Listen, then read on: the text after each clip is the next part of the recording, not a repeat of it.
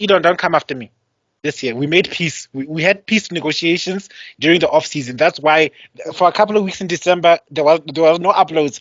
I flew all the way to the US, and then we sat in a big round table. It was me, it was Elon, it was Kathleen Kennedy, it was what was the other one I badmouthed? The director, what's his name again? David Filoni. Did you David convince him Filoni. that there's no white genocide? Just a question.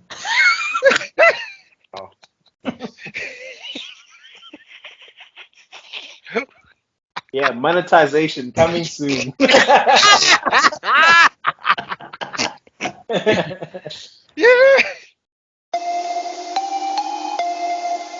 Welcome to yet another episode of the Nerdgasm podcast. And I've made a comment on TikTok. We are sober, but I'm telling you, man. So you can find me on Mr Geek Media. Hashtag Recast the Chala campaign. Jack. Every time Jack had to find someone from Africa, he's so flame. Okay, I'm tebellokhala. Welcome to Nerdgasm.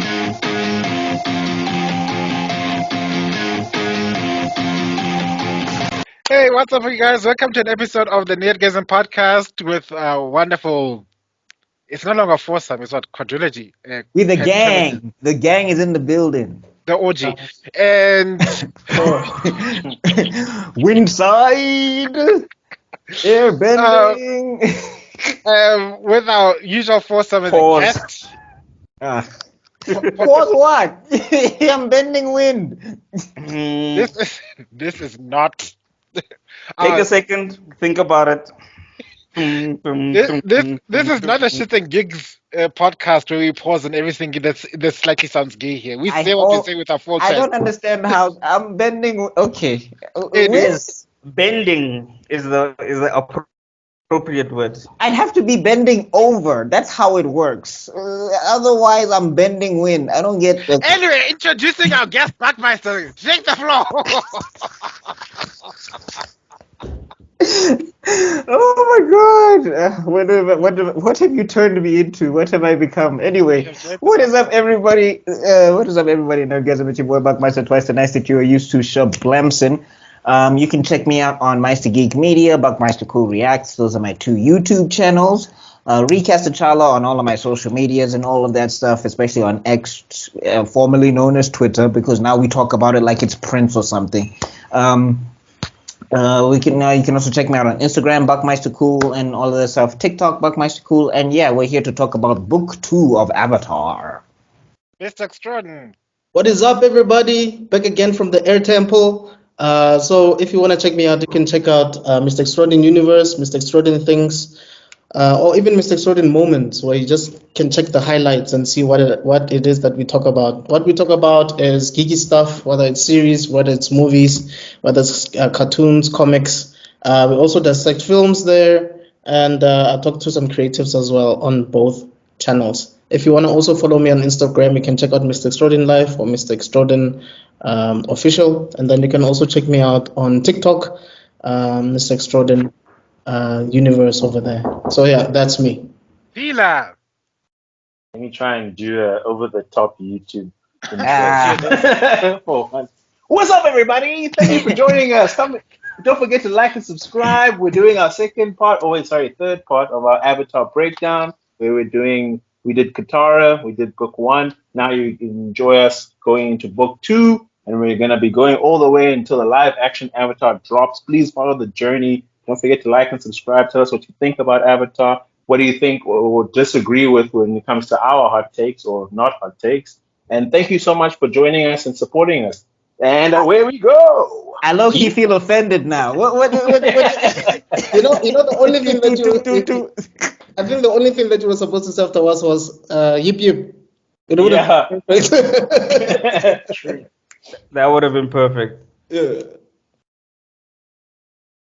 We can't You're hear on you. mute. I think you're on mute, Tebel. Sorry, but my enemies are after me again. I was saying, imitation is the highest form of flattery. So, Yeah, true. anyway, and introducing our dear guest in this particular channel. Mr. Zuko. It's Zuko, aka Cortezi, aka the Fire Lord, Prince Zuko himself. Hey. I'm the special uninvited guest. I snuck in the front door, and I am here now. No pause. You Are there like no Toph, pauses in this one? basically. You All just joined of the them. squad. I snuck in the front door.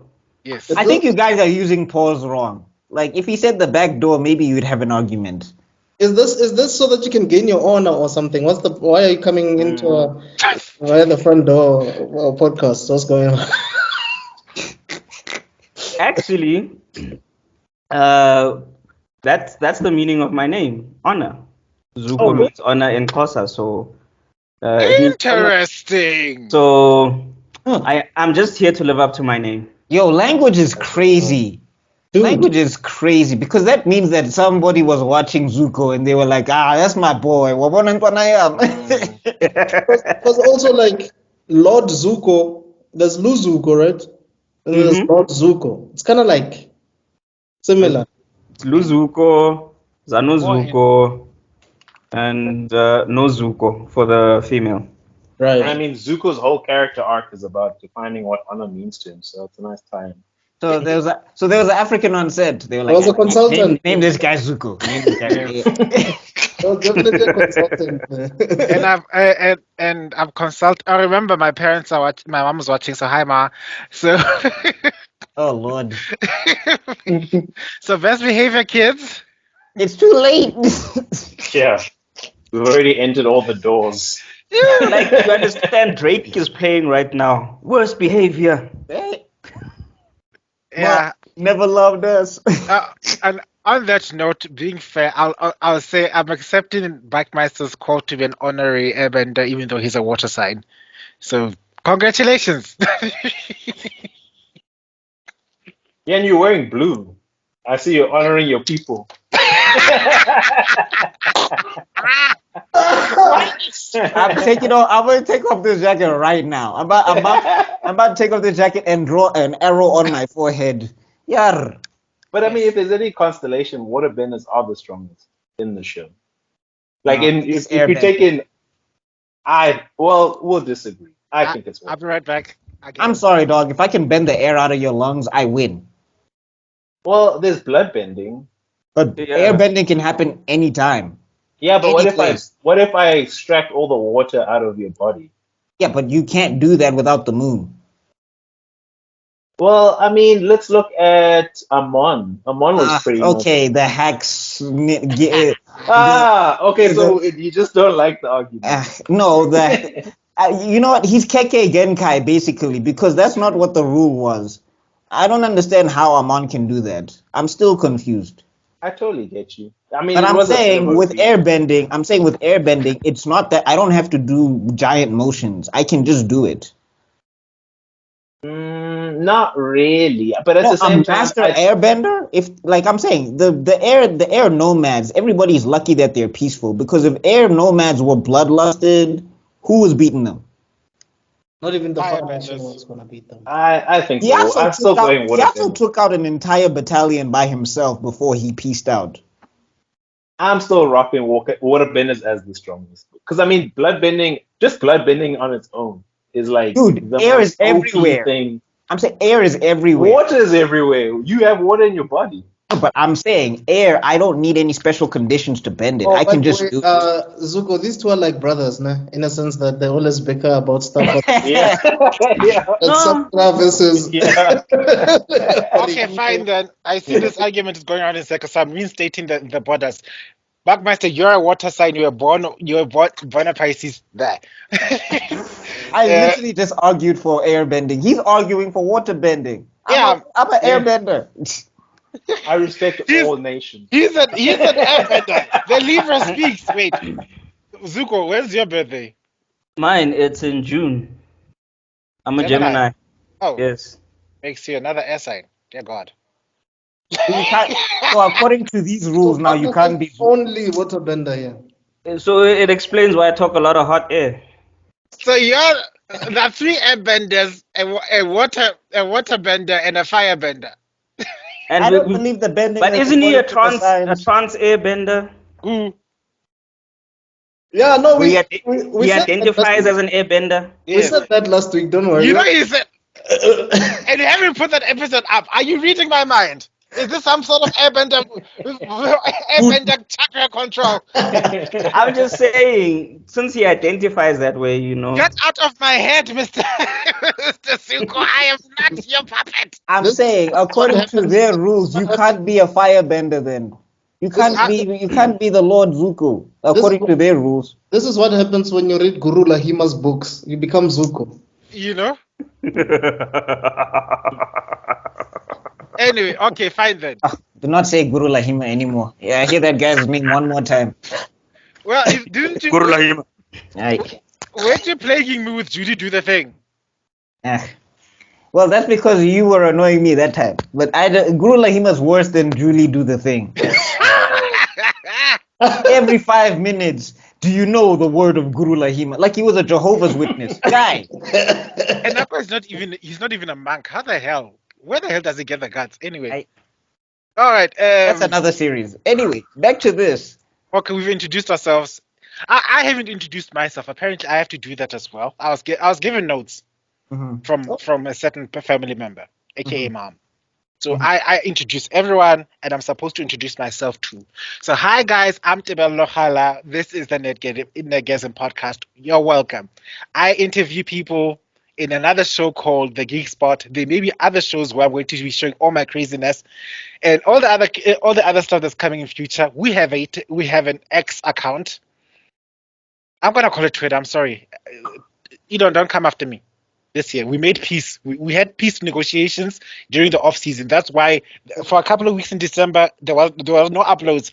I flew all the way to the US and then we sat in a big round table. It was me, it was Elon, it was Kathleen Kennedy, it was what was the other one I badmouthed? The director, what's his name again? David Filoni. Did you convince him that there's no white genocide? Just a question.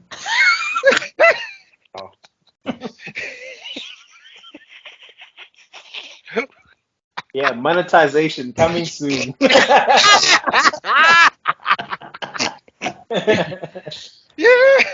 I'm just saying, apparently we're catching heat. Hey, baya famapulu shame. So I spoke to them. We have a peace treaty. It's provisional, but I don't care about the terms. So we are good for now. That's all I'm saying. Watch as my laptop crashes next week. Anyway, we are here to discuss the book 2 of Avatar: The Last Airbender. Arguably one of the best seasons, one of the best series to come out of modern television. Arguably.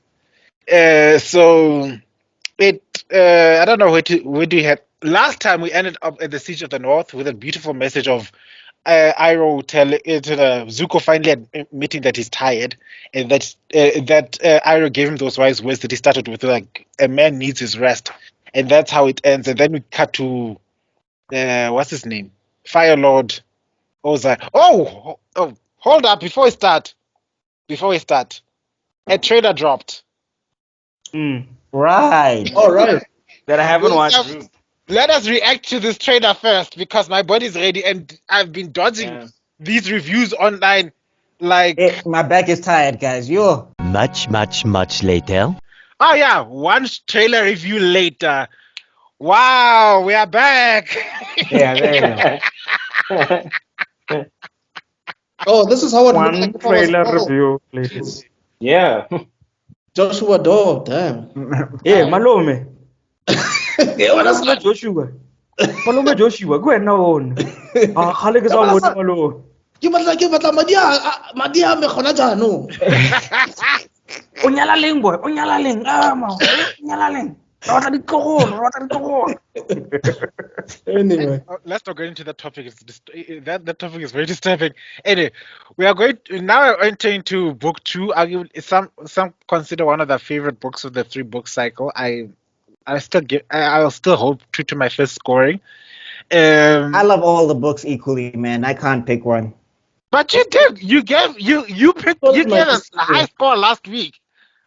Yeah, I know, but I still think, like, when I thought about it, I'm just like, My fanboyism, like my critic can say 9, but my fanboyism says they're all 10 out of 10. Like I love every one of them. And that's what I Wow. said last week. It's like I can't. All of these things worked in. It's like a symphony. You can't just say I like the first part of the song more than the middle part. Okay, there are songs like that. I'm looking at you, you TikTok fanatic. Make a trailer of 7 seconds. This sounds interesting. And then you find that the rest of the track is actually disgusting.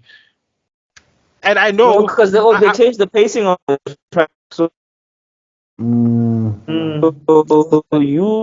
heard now the track. And then when you hear the original, the pace is here, so it doesn't hit the same. But I'm also looking at you, Kendrick Lamar. I showed people love that song, and yeah, it is a good song. But the only good part of the song is actually at the beginning, and everything else just like, oh, yeah, okay, now he's just expressing himself. But you don't feel that pull from the beginning of the song, and you all know which song I'm talking about. I'm not gonna give it the time of day. Um,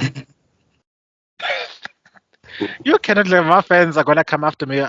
There was a few weeks ago. You have too many enemies. You have too many. Anyway, Bruh, so now the Kendrick fans hate us. It was God the damn. other week was Beyonce. We activated the Beyonce card. Do not activate the hive. Those people are We insane. did last week. Wait, before you Why guys would you go do that? into untreaded territory, Yes. book 2. We will keep the beehives here. So Thank you, Pila. You know what? Yeah. I genuinely feel like Pila and I are real airbender. Like we're really Bruh. a nation, dog. I'm telling you. Bruh. I think book 2 is better. Not that I'm the authority on it, but I do think I enjoyed book 2 more than book 1. I think the story was tighter. I think the character development was a lot stronger for Yes. everybody involved. I don't know. I just enjoyed it more.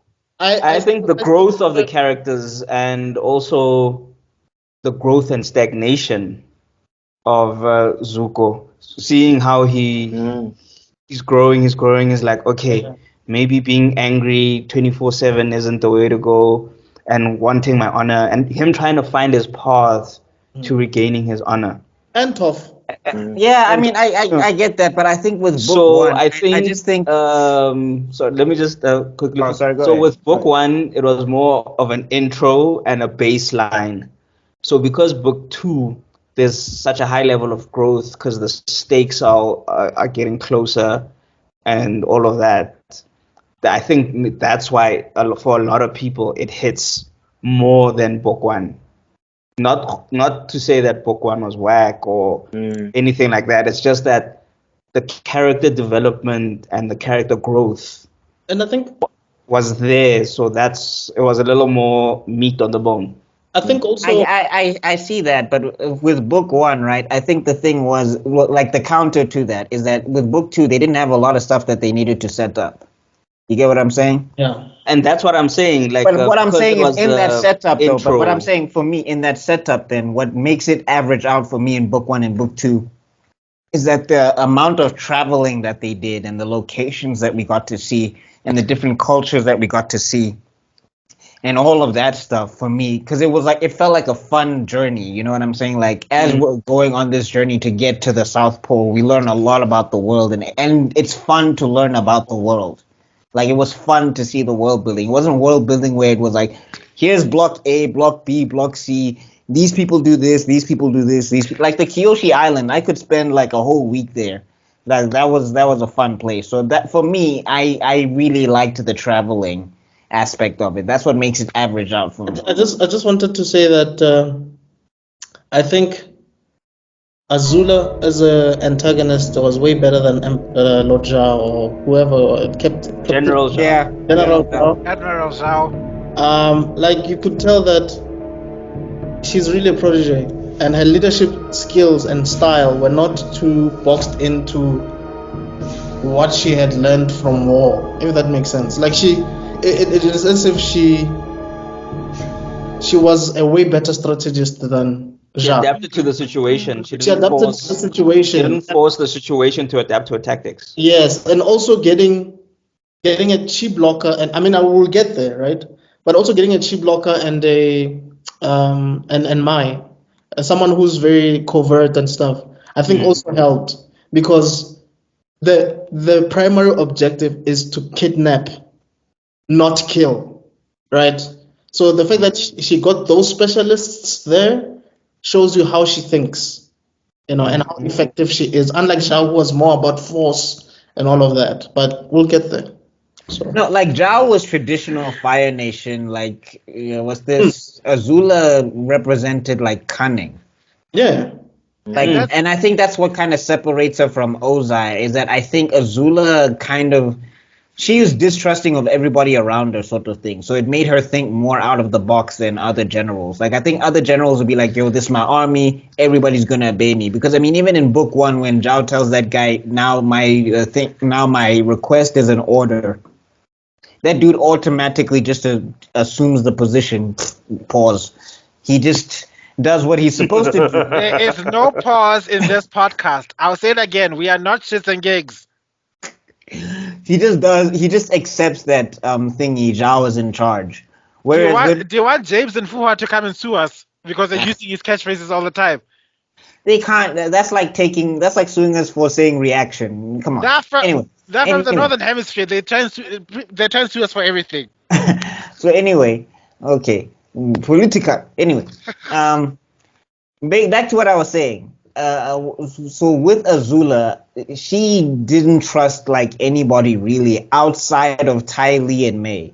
yeah. Even them. No. Them when we get to it. But before that, they were her rock. Those were the only two. Outside of that, she didn't trust anybody. So she was always cunning and always thinking out the box and stuff. I just wanted to add.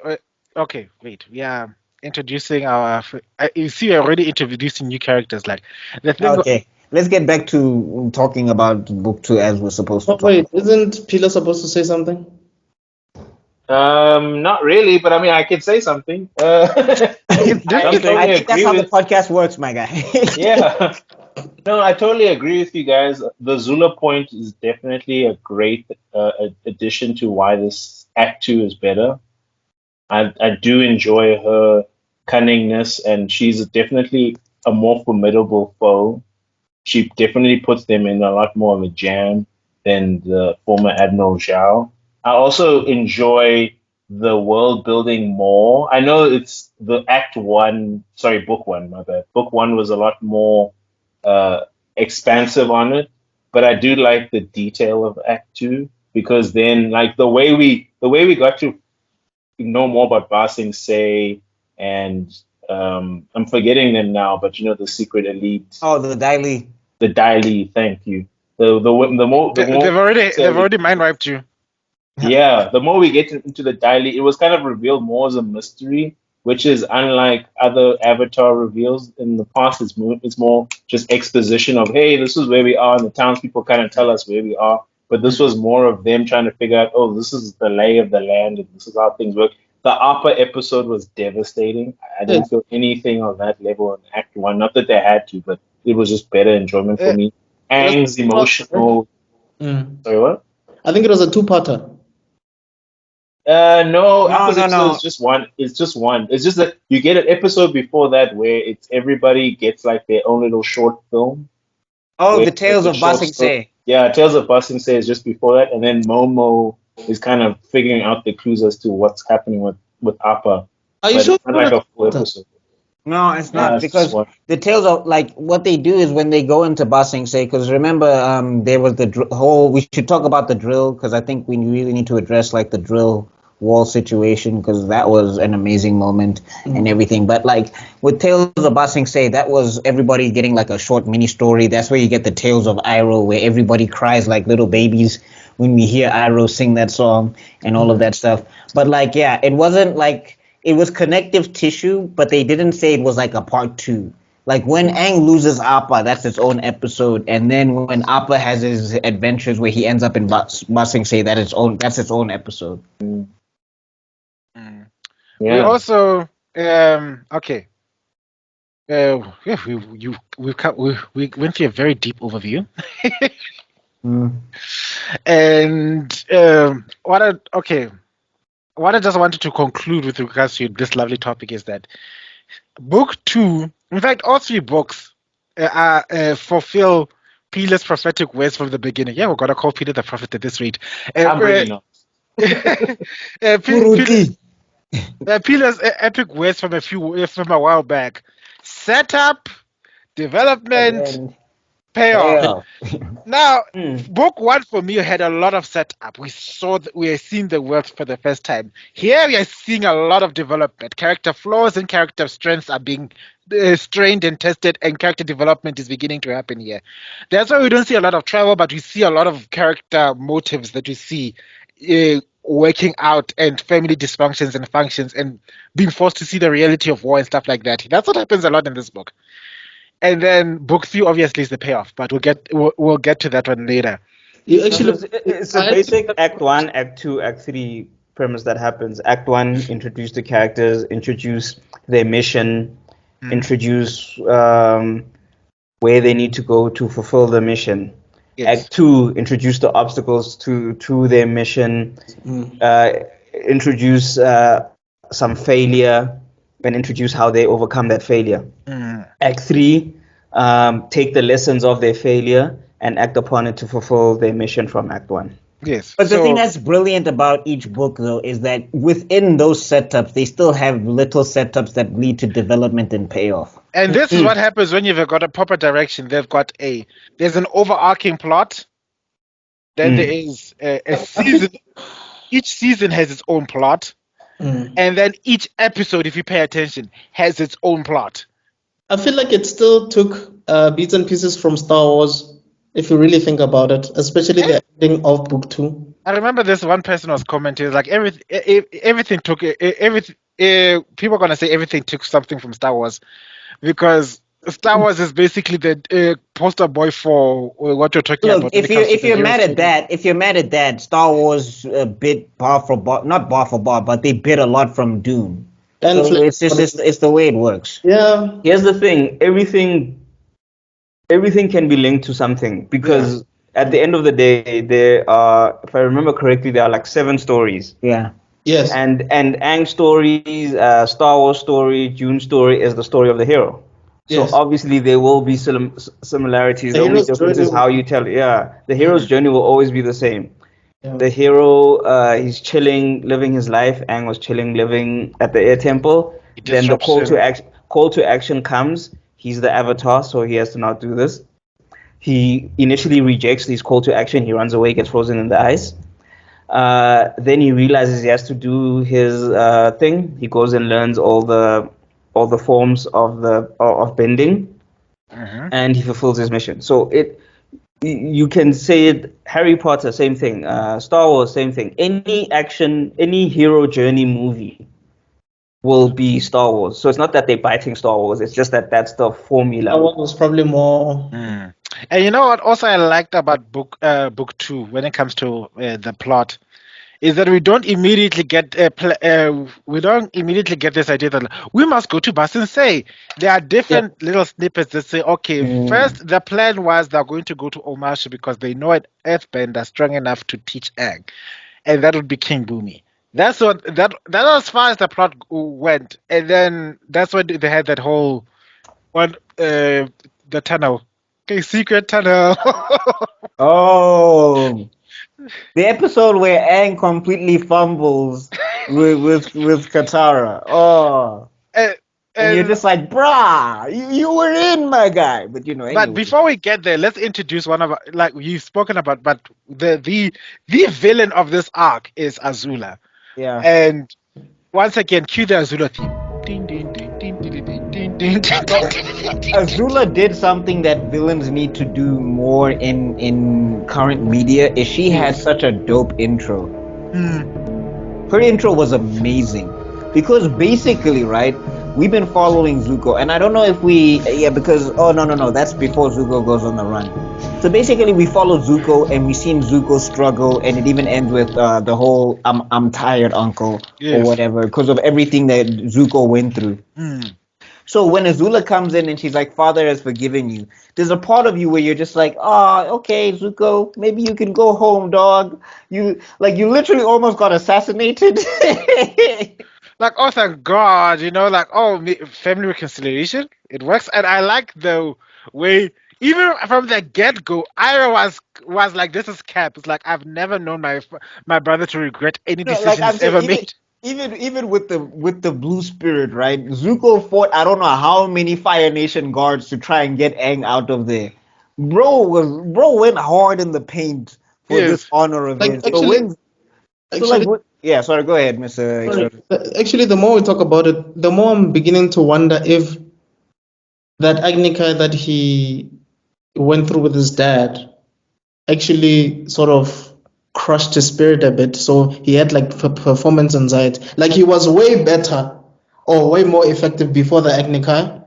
But after that, he became a bit sloppy. That's why he couldn't capture the Avatar as quickly as he could have or as effective as he could have. Because Um. when you're talking about such moments, or like the moment in book one where we are talking about how he saved Aang and whatever, you see moments where he's really competent, like he can do things by himself without any none of that. But I feel like that incident with his dad and him retaining his honor becomes such a focal point in his life that he fumbles because of it. Mm. I'll Remember, he put. was I still arrogant don't think he would because have of been his able to. talent. Because he was talented, so he was arrogant. That's why he spoke out against the giant. Because he's the prince, he's talented, so that's how he felt he could speak out like No, that. And then no I no no wouldn't no agree with that. okay. And then when his dad hurts him, because it's his dad, so it first instills the fear. So now he's fighting against that fear, and he fights over fear with anger. So he's forever angry, and in anger, you never think clearly. That's why he always. That's why Uncle Ear was always telling him to calm down, because he was now angry for having lost everything. He was angry at having been humiliated. He was angry at not fighting his dad because in the Fire Nation, that's like you gave up, you know. So there was just a whole lot of anger, which now messed with his focus, which messed with his thinking. And with bending, you need to be focused and you need to be thinking clearly for it to be at your best. I don't know. Like what they say is when they're addressing bending, it can come from many places.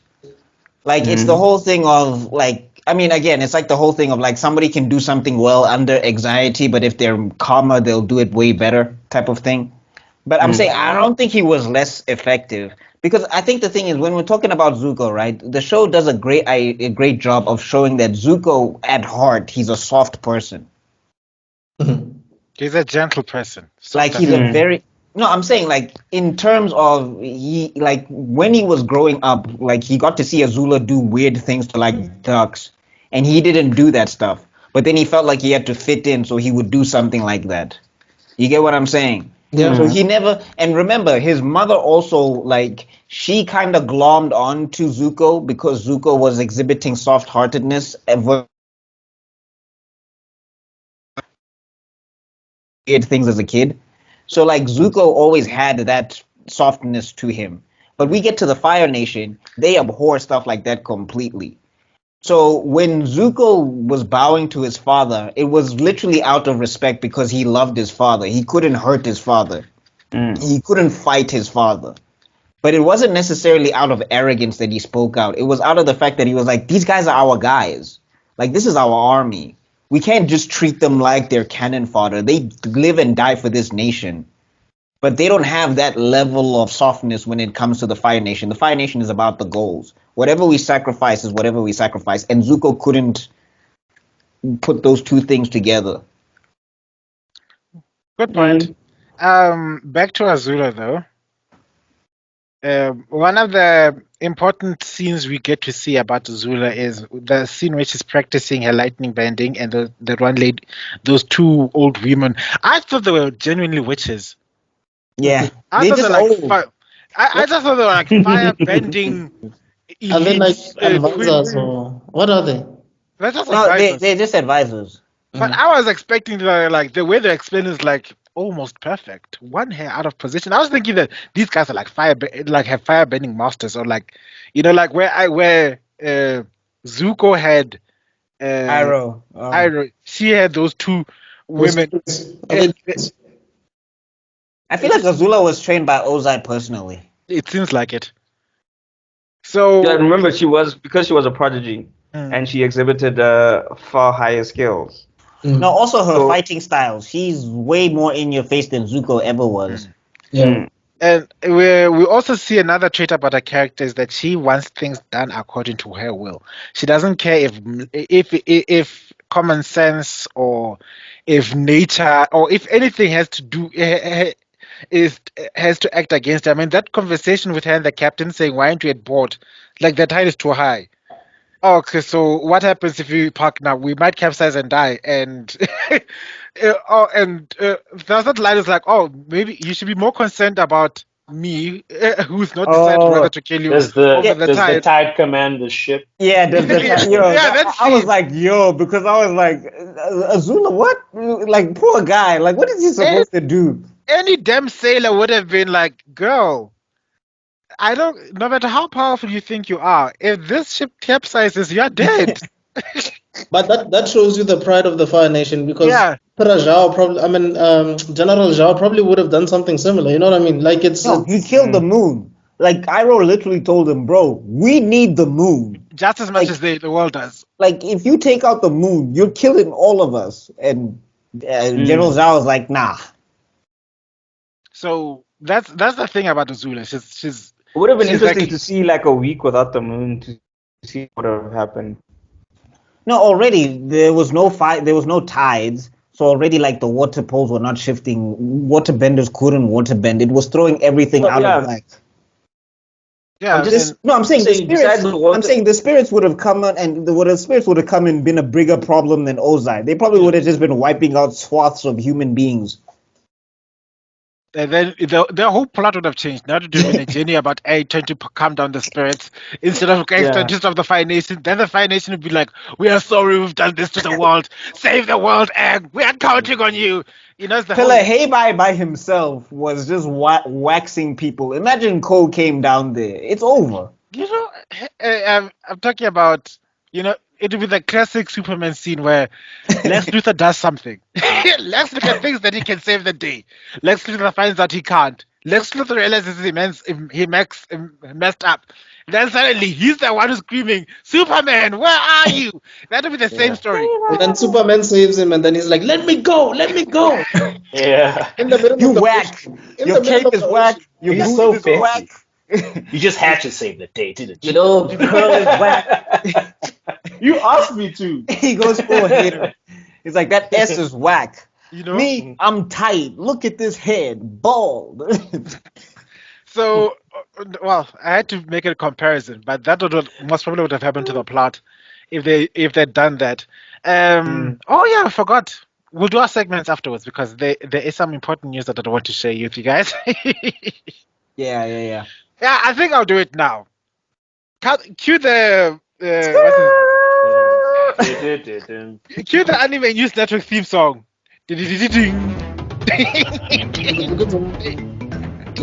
Anime News Network. All right. It's gonna be so chaotic. Anybody that was listening to Avatar, anybody that was listening to Avatar, they were like, "Yo, this Avatar discussion is lit." What? Skrrr, anime time. But funny enough, Yeah. I won't lie to you. I had done some research and I looked up this whole fire that took place in an animation studio and how this guy was being sentenced to death. But more important news than that, because this doesn't affect just us, it affects the whole damn world. The international court just ruled in favor of South Africa with regards to the Palestinian thing. Yes, they didn't issue an immediate ceasefire, but what they did in fact just prove is that this the behavior of the Zionists constitute genocide, and provisions must be provided. They must step aside and allow people to live. There's a difference between a war and what they're currently doing. They're withholding provisions coming into the country. People are starting. You wanna see the real life Fire Nation? I'm not gonna. Actually, they need an avatar over there. They need the balancer of the elements. Exactly. I mean, everything was peaceful until the Israel nation attacked. you know, the Zionists. So I just wanted to say, and yes, there are many people I've heard of. Many people that are already messaging my WhatsApps and everything. They're saying that this doesn't change anything. Let me tell you something. The smallest spark of light influences change. It may not happen. It may not happen fast enough. Change never happens fast enough, but it does happen. Point in a Let's take it back to Avatar. You and saw when everybody, all the statues lit up, and everybody's like, "Yo, the Avatar's back. The Fire yeah. Nation is still around, but the Avatar's back." So Another personal example I'll give, or rather, bring it back to home to this country. A couple of decades ago, 250,000 women decided to march down Pretoria and go to the union buildings and tell them, "What the hell are you doing to our kids?" Nobody expected any major things to happen, but it started with the women saying, "Enough is enough," and suddenly it's kickstarted something, and now we are enjoying the freedoms that we have today. We are free enough to complain about what's going on with our government, and that's something that we didn't have. And it started with a bunch of women trying to say they weren't even caring about the government; they're just trying to talk about what they're doing to their children. And this is exactly the situation we find ourselves. We decided to speak up for another country that somebody was killing their children, and that's the thing that we're talking about. And anyway, that concludes the news network. I just wanted to say that's more important than any other anime news right now. We are happy we made a start. I hope it continues. Any comments on this matter? just one. Yeah. Anybody see that hilarious Zionist video where they're talking about? Because apparently I didn't see like the translation, but I was looking at the comments, and apparently the video is like it's this Israeli dude, and he's talking about there's a white genocide going on in South Africa. There's white people who are in trouble in South Africa. They need our assistance. South Africa is worried about the ICJ, but they're not protecting their white citizens or something like that. I haven't seen that one. Yeah, there is one, and I remember that somebody commented that like, then take us to court. No, my funniest thing is there was a thread on Twitter where it was like white genocide, and then you see white people in the pool, and everybody's like, "Hey!" Yeah. I was like, "That's the And you counter." know what the crazy thing about that white Just because they genocide? took you to the ICJ. Yeah. The crazy thing about that white genocide, if you look at the stats, there's more farm workers, i.e., black people, colored people, dying than actual farmers. They're saying like, oh, there was like 100 farm murders, and if you check those 100 farm murders, like about 60 to 70 of them are black people committed by the farmers on them, and then some of them by the guys robbing the farmers. So this white genocide is like 100 to 150 murders a year, where most of the people who are dying are the farm workers, and the majority of the perpetrators are actually the farmers, the white farmers. So Anyway, and for those who say we should worry about our own affairs in this country more than caring about what happens in the international community, let me tell you, as much as we try, that idea is dangerous because it bring us to isolationist thinking, aka a certain nation that we're talking about right now. We need to acknowledge when evil rears its ugly head, it needs the good people to say something about it. No matter where we are. Yes, our house is burning. I won't lie, our house is burning. Youth unemployment and everything is crazy. But for that to be an excuse just to sit by and let everyone else do everything else that's wrong in the world is not a good enough excuse in my books. Yo, this is a wild segment for an Avatar video, but anyway, But it's not not pointless. really, not really, Not actually. really, If you because the think about message it, of this one is what's the Avatar about? Let the people be free. let the people be free. technically it's about balance. That's a whole other thing. But anyway, just getting back to this for a second.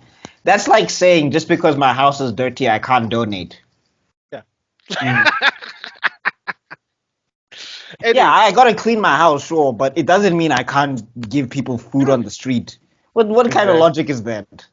Peanut, forget monetization. Like, It's straight up blocked. just forget it, my G.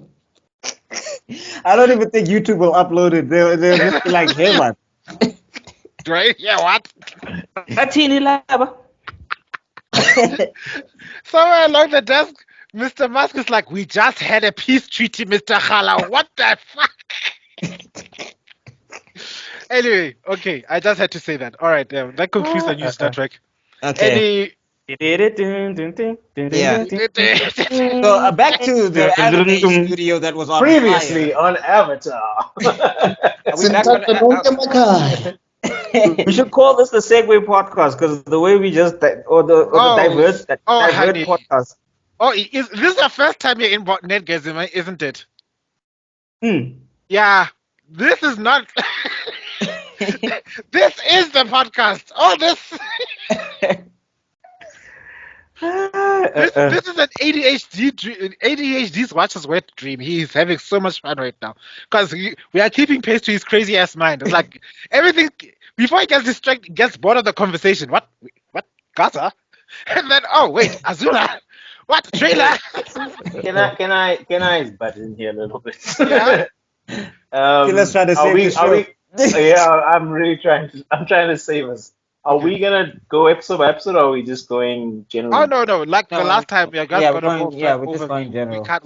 Okay, so but we're doing it chronologically. Like I feel like we can't talk about this arc and not talk about Toph. Oh no! Yeah. Yeah. That's what I want us to get there actually. Yeah, as Azula is the breakthrough villain of this arc, Toph is the breakthrough character. There is no two ways about Okay, it. but before we just to focus this up a little bit. So the anime thing, are we talking about the fire station and the thing that the person who set it on fire, like he was an angry fanboy that wants to kill Gege because Gege killed one of his favorite characters? Is that what we're talking about now, No, or we just going back to?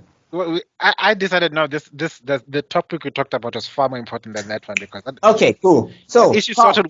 We'll touch on it next week if it's that important. Cool. Come at me. Yes. Let's get back to Toph then. All right. So No, again, wait. Where are we? We they were going to Boomy, right? Because he needed to earthbend. I mean, that's a character. No. The episode where we're introduced to Azula and we find out that Azula, Zuko's going to be taken away as prisoner and stuff like that, is the same episode where one of the Fire Nation generals was trying to invoke the Avatar state. Yeah, by force. One of the Earth generals. Yeah. So he was wilding.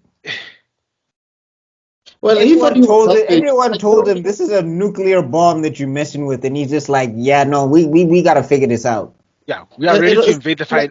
Someone in the deep end. That was his mentality. Like he will. I got his desperation, but the thing is that like he had no idea how this thing works, and he was just putting everybody in danger. It was like, dog, everything will be destroyed before the Fire Nation gets here. There's no point in having a nuke that you can't aim. It was also like the first red herring that running to the Earth Kingdom for solace and peace is not going to work out. It's not going to work out. This is a nation that's in turmoil. It's desperate. And they'll do anything for survival. But you know what? I don't really blame the general. I do get. I mean, because we're looking at it objectively, right? But I do get where the general is coming from. Like, if you guys have been going through, if you guys have been going through so much, and you hear that the Avatar just did this in the North Pole, single-handedly wiped out an entire fleet. Yeah, I mean, you're gonna be like, dude, let's take care of the Fire Lord now. Like, let's go. You know what I mean? Because you're like, we're tired of living like this. You know what I mean? There has to be a solution, and you are the solution. So, but when it didn't work, he should have taken the hint. The thing is, he kept pressing, and the problem is that he did to the point where he was putting the Avatar's people in danger. You can't ask me for help and then take my friends and put them in danger. But still, like, but it's desperation, and desperation makes you crazy. Yeah. You had such great news, you would do anything, dog. I agree with that. I also agree with I see the mindset of the general coming to the conclusion that we need to send ink to the thing. What I don't agree with is that he knows, or rather, it was inferred that for Aang to manage to master this Avatar state, he needs to master all the other 4 elements. Right. So what a sound general, and that's where his desperation overruled his decision making, was what a sound general would have done was try and speed track his trainings. Like, we found a prisoner, a firebender here. He's going to teach you because if he doesn't teach you, we're going to kill his family or something like that.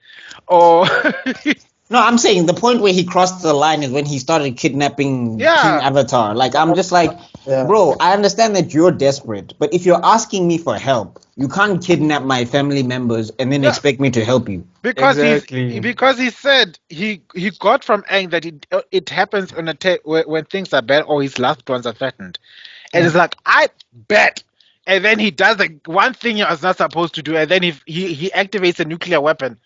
And it does what? It wrecks the entire, like, Aang almost wrecked the entire city. You know, at that moment, that's when Roku came up and like, hop aboard. It's time. It's time you learned. This is what happens. But I think also the general learned his lesson right there. It's like, you know what? I know No, he he did. didn't. Because remember, the end of the episode, Sokka says, Let's go. Yeah, it's like Why? no, Why are we sorry. synchronized again, Mr. I BuckMeister? think I mixed my because We are it's been a while synchronized since I again. saw it. But you guys are right because I remember they were like, let's just leave this guy. This is crazy. Like these no, guys. me and Tebello, I think we were like we're Avatar style in the past life or something. Something happened because You guys are we've at been least in the sinking, system. dog. We've been sinking way too much. You're It's not weird you're now. not supposed to exist at the same time. You're a glitch in the system. So, and that's the funny thing is, We can literally actually, if somebody was a super fan of us, they could literally do a super cut of every time we've done this. Because This is Yami and Atem all over again. It's like, we've actually met in person. That's the dangerous part. I don't They're know. going to make it like look like it's a weird edit when they're busy talking about it and making the so documentary. I'm Yugi. So basically, when it's like Yu-Gi-Oh, I turn into. So I guess I'm Tristan in this. Don't worry, guys. I got this, guys. You know. So okay, so who'd be Joey? It's Pillar. I know.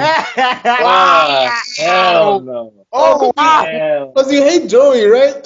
hell no. Yeah, how does that feel? You disidentify as Joey, but the group identifies you as Joey. I can't. Shame. Oh gosh. You may identify differently, but the group identifies you this way. There's no one else. You could be Taya. Oh hell no. I'd rather be Bakura. But it's fine. I'll take Joey. Oh wow. Friendship. No, actually, he might be Bakura. I think Bakura's a better. Yeah. I'll go with Bakura. He'll Okay. secretly betray us, but then he'll say it's fine afterwards. Yeah. We'll always forgive I was you. It's like, possessed. no, you're just possessed. It's okay. Yeah. Anyway, okay. Where were we? Oh, Tangent City. General never really got it. He lost his marbles. Yeah. And like, you know what? Let's get the hell out of here. Yeah. Left. shout out to Sokka learning how to ride a damn horse. In like, No, shout out to Sokka being like the common sense, like because like he think like the thing is this group would not survive without him. no, but can you talk about? Okay, yeah, he's a common sense, yes, but when has he ever seen that big horse bird thing in his entire life? Jiggy jiggy. He's riding Nah, it. in but battle. one thing about soccer, if he said he was gonna pull up anything physical, and he said he's gonna pull up on it, he pulled up on it. He learned how True. to do this. He Oh learned how God. to do that. Like if he said, because I could also remember his whole mission was like I can't bend, so I need to be able to contribute to the group. So whenever it's like, okay, I'm gonna learn how to do sword fighting. I'm gonna learn how to do little this. Well, I think the always thing try to is, push up. he kind of always looked at bending as something weird, and I think along the way, that's when he got jealous of it. Like it was a little subtle character arc that he always disregarded bending, but then he became like in awe of it in some stage, and then he like evened out on it and realizing that he's got other skills. But I just think in general, like you could see that Sokka was his father's son, because he was basically acting like a general of this group, if you get what I'm saying. Yeah. Every strategy, like Ba Sing Se and all of that stuff, like when they found out they couldn't go to Boomy, which I think we just got to touch on Boomy a little bit because Boomy's legendary. But like when they couldn't go to Boomy, he was the one already to say, we got to cut this off, we got to vie. Like we can't be here. And then Ba Sing Se, he's the one who's like, we got to talk to the Earth King. Like we gotta get these battle plans to the Earth King because basically they're the trump card against the Fire Nation. Right. So like if you like the thing is, as an adult, I really appreciate it because what they did with him is they really made him clever. So it was like his skills was not as fancy as the bending. He was not tough where he's bending rocks, but the stuff he was doing was so vital that they would not have survived without him. He's Straight literally up. the Batman of the He's group. the Batman, with a sense of humor. I'm Zuko. You know, I'm the knight. Where are they? Where's the old king? And his girlfriend's the Swear moon. to me. How more of the night can you be? Hey, you know he's gotta feel awkward whenever he was making out with Suki at night. He was just like, I was gonna come to that. Dude, that was so hilarious. He'd be like, during the day, he's like all up and at night he's like, hey. No. Okay, we'll get to that scene. yeah. A very important scene, but anyway.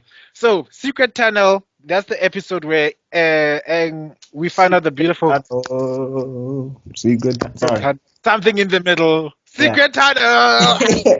I love those guys. That singing event makes me laugh all the time because it embodies whenever you're not thinking of a song that you don't really know the words. But you vibe with vibe with the nice part of the song, like yay! I don't know, yeah, something, and the chorus, yeah. I also love that Sokka. That episode was like, yeah, we should take the bison, and then immediately they get attacked by the Fire Nation, and he's like, all right, love tunnel. You know, Yeah. which makes me laugh. How high can Appa fly? Because Zuko's the man. anyway, Well, I mean, it was like, and I think also it was a great way for them to develop, like, because the other thing about Aang and Katara's relationship is that they developed it in snippets. So they basically would tell like short stories with those two characters throughout. Like they would do what they did with Sokka and Suki, but in like multiple places throughout the season and the series.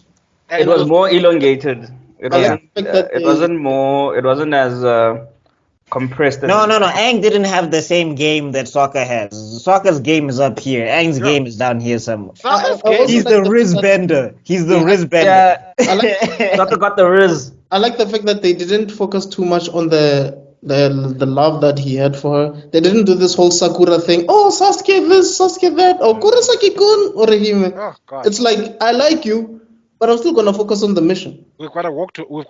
But Yeah, you know, and I'm still gonna be goofy. I'm still gonna be posing like that, and you know what I mean. Like I'm still gonna be myself. No, he didn't And change we're himself. gonna fight. But We're gonna he, bicker. Yeah. We're gonna bicker. I'm saying he changed himself in subtle ways. Like he would try and be extra romantic to the point, Yeah. but it was still in character for him. But when it was game time, it was game time.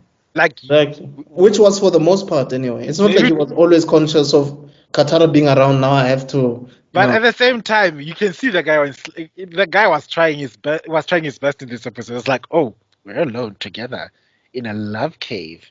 Maybe we should kiss. Well, That's actually, okay.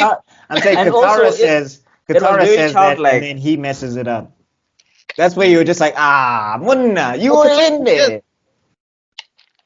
Oh no. But that's why it was very childlike. It was literally Yeah. he was acting his age. Like I'm he saying had I'd rather kiss you feelings, than die. but Let he us didn't say, like- have the No, everybody's been there. Like as Lumjita, we know we've all We've messed all that up. fumbled the bag, though. We've all fumbled it. Like that's why we were mad at him. We were like, Isan, that's me in high school. Yeah. that's me till now. Yes, yes, I'm used to it. What are you guys talking about? I'll have you know, I had impeccable result back in high school. It's just that I was never interested in anyone there. You see, this is you being all Eisen again. Everything was all part of your plan. It was all part of my plan. You having a massive crush on me was part of my I had plan. zero riz. The girls, you literally had to go like, dude, I'm trying to get your attention.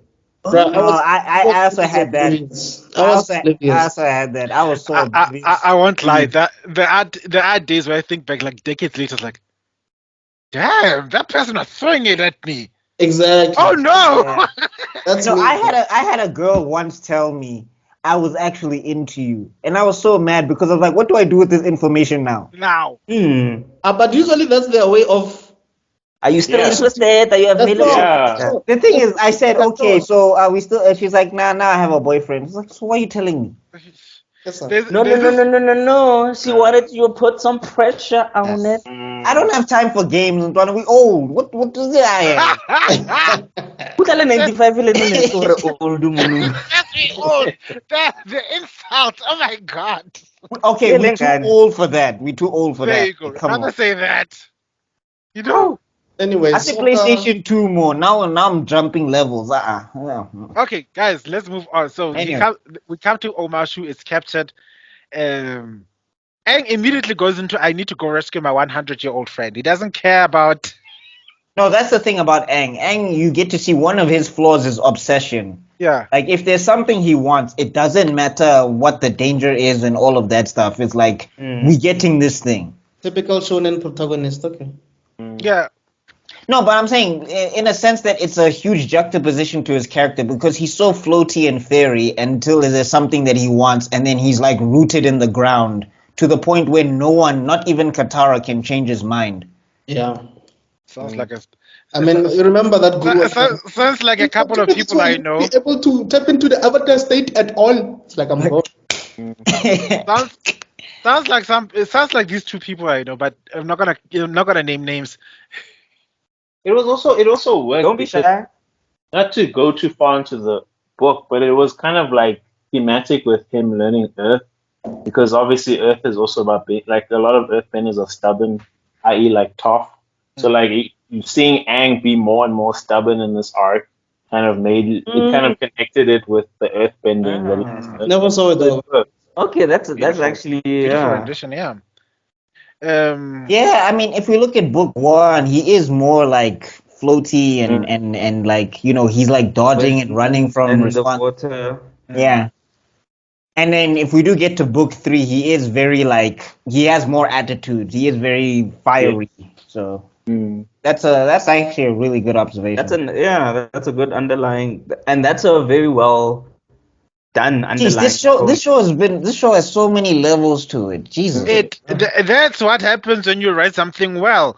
You as the creator, you may have just thought you may have written something on a base level, but then as things go on, even you get surprised at the thing you've created. It's like, shit, I did that. did that come out of me? You know what's funny? You know what's funny? Yeah. You know what's funny? It's like rappers. Like rappers nowadays, when they like this one rapper, I forget who he was. I think it's rather the Rugged Man. He was going on like genius lyrics, and they were breaking down one of his lyrics, and he was just like, "I did not mean any of that."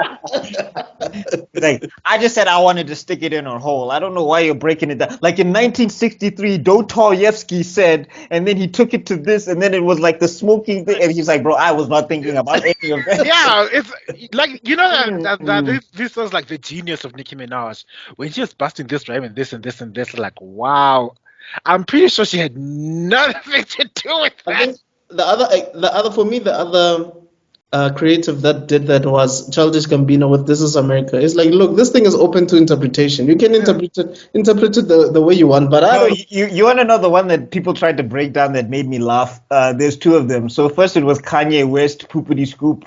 There was like a whole dissertation on whatever that meant, and I was just like, all right. And then it was the other one where Weezy F baby, and the F is for phenomenal. Oh yeah. And people were like, yo, if you take it to the P and you use it in Spanish with the A, it's like, dog. Even still, that's something like those whole incantations of Doctor Strange. It's like people are deciphering them. It's like from Greek and Latin origin. It's like, yo, I was just saying words. Like, yo, Eye of Agamotto, whatever. I just made it up. I didn't know that it existed. This reminds me of an English class. Everybody, welcome back to matric back in our millennial years, where the English teacher is busy telling you the character, the author, what was trying to communicate by explaining the redness of the table to juxtapose the emotions that are being invoked, shows that the character is fuming and angry. Red is a color of passion, of anger, and for them to see red in the table, in the curtains, in the whatever, and the author was like, the table was damn red. I'm so like, Shakespeare's like, what did thy say about thy table? Thy man is tripping. Thy man had too much of thy time. Thou'st is doing the mostest. For such littleness. All right, so back to the gang and them. All right, so so they go into a marshal. They find Boomy. This was after they met Boomy in book one, because remember, I think Boomy he exposes himself in book one, and then like Aang couldn't even believe that Boomy was doing nothing. Like you get to see the difference between Aang and Boomy. Like you get to see how much experience Boomy has, The because philosophies. because when we introduced to him, he's doing crazy stuff, and then when Aang picks him for a fight, he finds out that Boomy is freaking jacked, which is why I kind of got annoyed that the old people in Korra were getting washed, because I was like, the old people in Last Airbender, they were handling business. They were all people in a war. These are all people in peace. They became soft and squishy. I guess, okay, but anyway, Okay, it does make sense. I mean, It war, also you fighting more, so your skills are sharper, your instincts are sharper. But if you're in peace, you're basically just practicing. You're not actually putting your practice into actual combat. yeah, but I mean, Omashu wasn't like invaded like that until we get to that point, and Boomy was still Boomy before they even got to Omashu. But anyway, that's me nitpicking. But I feel like the White Lotus, most of them were just passive because they knew that the time was not yet right. Yeah. Makes No, I mean Boomy. That's Boomy's point in this episode. Like when Aang is like, "Dog, why are you not doing anything?" And he's like, basically, he gives that whole speech about how you have to wait to make the right move. Sometimes making no move is the right move. And he's also like the leader of the place. You know what I mean? He Yeah, didn't- like everybody got captured under him, and he was just like, "No," because even the soldiers, they didn't get it. They were like, "You're the king. Why are we just giving up?"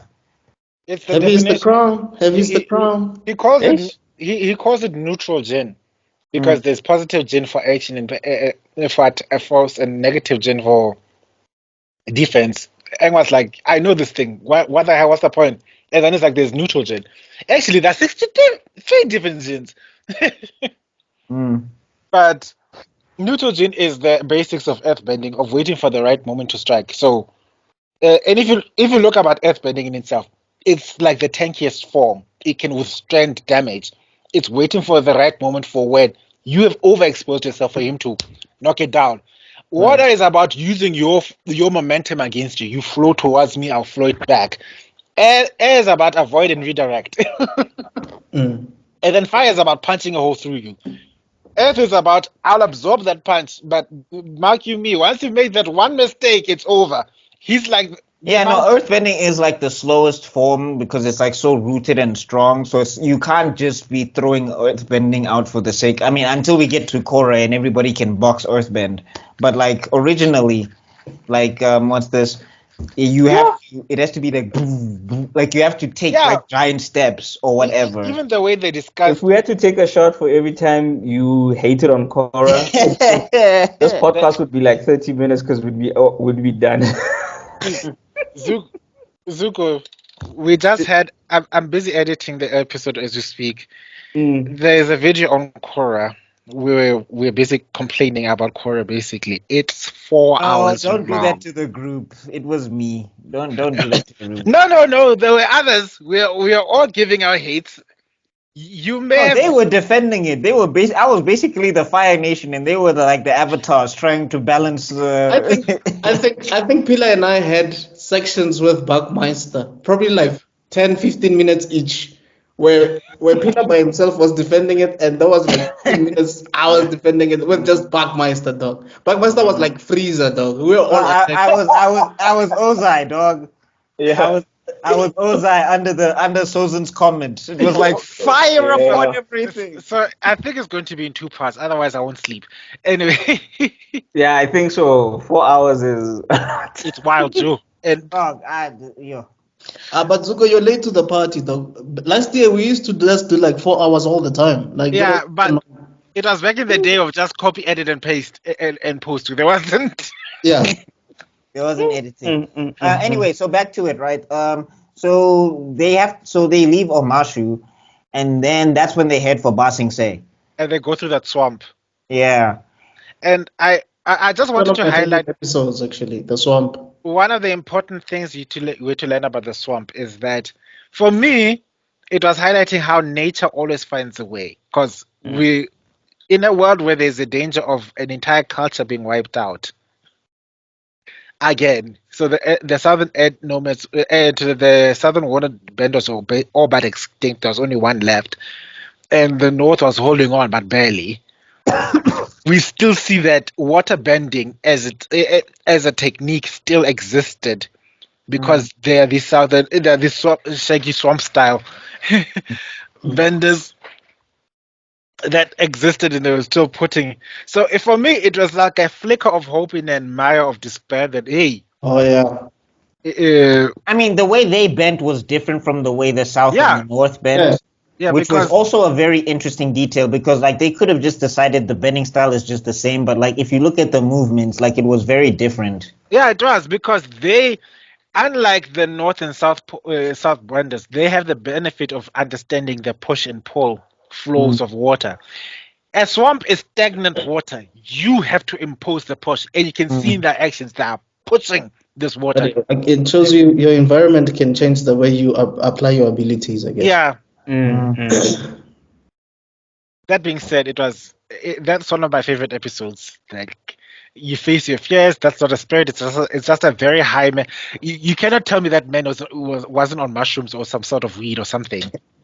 Yeah. I mean, Aang had the least traumatic experience in that forest. Like Katara saw her mama, Sokka saw his dead girlfriend that turned into the moon. I was like, yo, Aang, bro. Aang was just seeing a talking boy, and the old man was like, "What does it mean? You're the Avatar, damn it! What do you expect wisdom from me?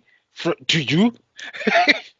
That's another thing that was really great about this show, I think, is that they showed wisdom in like different aspects because like the way the guru was being wise was counter to the way Iroh was being wise, which was also counter to the way the swamp guy was being wise. Right. So it was like very much like they would all say the same thing technically, but in a different aspect, basically.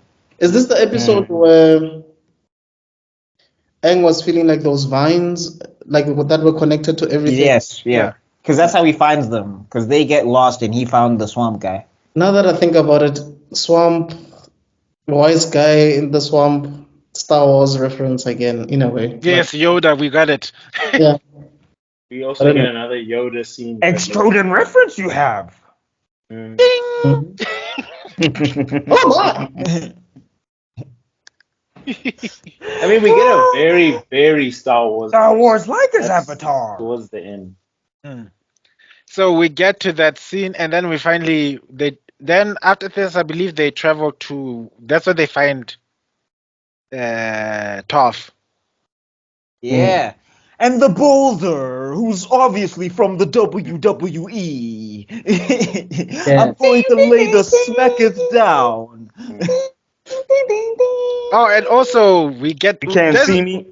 We also get to see how Azula, after facing off against Aang just once, because before she was just hunting after her brothers, like, I want to go hunt after her brother and everything, right? So she's gonna get an elite team. Wait, do we get the episode where Aang like he like parks himself in the like in this little like abandoned town to face Azula down? That's like, after. That's after this. Before this, it's in Omashu. Brother, before we get to the Omashu, Zuko and Aang decide. Zuko and Iroh decide whether they should run to the Earth Kingdom or run to the Fire Nation. And I like the decision. It was like, if you run to the Earth Kingdom, if you get caught in the Earth Kingdom, we'll be put to prison. If you got caught in the Fire Nation, we'll be sent to Azula. Earth Kingdom it is. No, but I'm saying like the thing is they set that up, but they follow through on it because like Azula, like she doesn't look terrifying, but she is terrifying. Like if you just saw Azula in the street in Jay, you think, that's a nice honey. Let me talk to her. You talk to her and you're just like, yo. And I like the Azula's like that woman, like you want to clap her cheeks, but then you realize that, no, she's Daenerys, basically. Yeah. Dragon. Wait, didn't you want to clap Daenerys? Oh no, you said Yeah, dog. You know, and you die afterwards. You know my list die. is toxic. I would clap Azula's cheeks any day, dog. Ew, she's 14. Mara, I got toxic can. No. If I was You got a 40, type. Thank you. Rather say the disclaimer. We were when we were prepubescent hormonal children, we had a thing for Azula. Yeah, when we were children, we were attracted to these characters. There you go. They're old now. Everybody's like almost 100. So What do you mean, were? What do you mean were? Hey, man. I love him crazy. We are saying that she's still a child in this story, and we are referring to ourselves as children. Well, I was a child then. Good. Grown That's now. all I needed to yeah, get. let's I'm leave it waiting there. for the WWE. Oh, no. disclaimer. The views expressed here do not. do not try this at home. It's going to be crawling. There's no It's gonna be Arcadia up crawling in on. here. It's gonna be crawling on top of the screen as you speak. The views expressed. There is no WWE, guess what? Like WWE The are kids- professional athletes. They've been trained in this art form. Do not try this at home. And still, the kids tried it at home still. Like How many children have I chokeslammed in my entire Oh, life? God. Oh God. One of my favorite was Rey Mysterio. Oh God. 619. you were jumping, dog. Hey, dog, who's Yeah, that but jumping hit by out the pedigree. sky? R-E-Y Mysterio. My Anyway. homie hit me with a pedigree. And Hey, you know hey. what's the worst thing? My favorite wrestler was The Undertaker, and he used to chokeslam people. And I was big, and now the Big Show had to come and also chokeslam people, and everybody thought I was the Big Show, and I was like, so I had to learn how to tombstone people suddenly. My cousin was a John Cena fan, so I was getting FUs everywhere. Anyway, You can't see me. back to the boulder, Yes, the and all boulder. of that stuff. So basically, like we get the drill episode with the invasion of Ba Sing Se, and we get to see that Azula, like, she actually would have had it had Team Avatar not been there. Yeah. Like, that's how I- cool of a character she is. Like, What? when people always tell me that, when, like, people always tell me, like, Avatar didn't have villains like that, I'm like, y'all did not pay attention. No, the other thing I also wanted to highlight about Azula's characterization. You said that the only two people she trusts are Mai and Ty Lee, but it's still a very toxic relationship. Yeah. No, yeah, it is. But, Yeah, like, I'm because- saying, at that point, she still thinks it's friendship. It's just because I mean there was the one point where Ty Lee flat out refuses, like, I'm happy in the circus, girl. Yeah. I'm happy, and it's like, don't worry, girl. Let me go. Let me see your performance, and then they're like, feel free to give us your opinion. I will. Why is there a net here? Oh, in case she falls. Well, she won't fall. She's a professional. You know what would be more dramatic if you set it on fire. And they're like, okay, set it on fire. And then she's like, oh wait, aren't the animals here? Yeah, the animals. Release the animals, not animals plus live fire plus it. plus No, plus the what Azula was saying is, like, if you don't join me, I will kill you. Yeah. Yeah, I will find a way to make your job so miserable that it'll make going to war look comfortable. I was like, sure. and now the Nahan. reason the reason why they converged, the Avatar Aang and Azula converged, is that Azula was looking for Mai. Oh yes. And Mai's dad was the governor of that city now. Well, the stepfather though, not her biological dad. That is her biological dad. Yeah, it's her biological dad. It's her Her biological. biological dad. Remember the boiling rock? That's her That's uncle. her uncle. That's her uncle. Oh, okay. My mistake. So she went to go see her. Went to go see her friend. It's like, let's go, and then jiggy. First, she figures out, like, this guy's running this city to the ground. What the hell is he doing? He let a huge portion of the population escape. That's Just all because of- magic, right? Yeah, and I was just because they're sick. I like the way she's like, oh, I'm here to tell you what. I'm just here to overview what's going on, and let me tell you, I'm not impressed. And then she sits on the throne, and you just see these people have to bow before her. She's so accustomed to power. She's expecting people to not just respectfully courtesy, on your knees.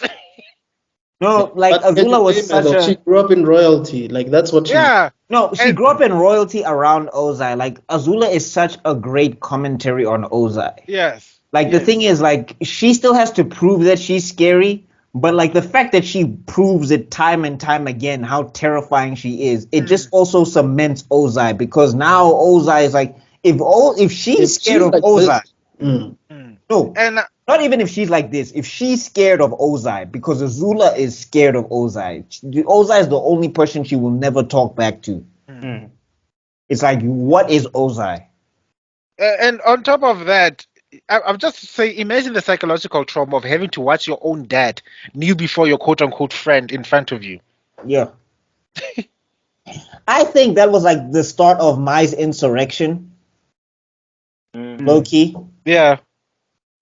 Like, no, don't worry, I'll handle the transfer. They could Because not like my yeah, son. I think that's the thing. It's like what's this? Azula didn't realize that she was pushing Ty Lee and Thingy away.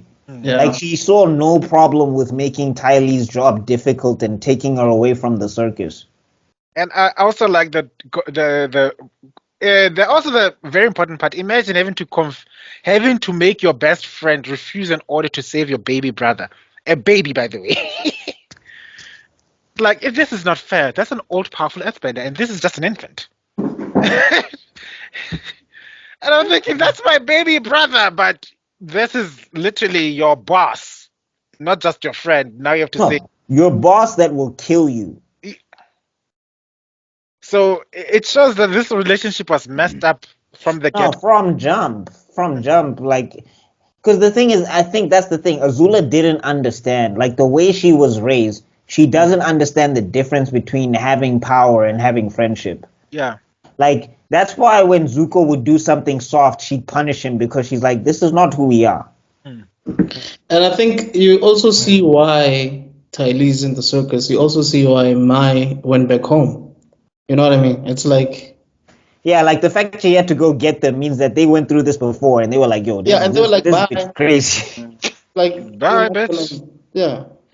You know got what? time for this. I've got some family obligations. Peace.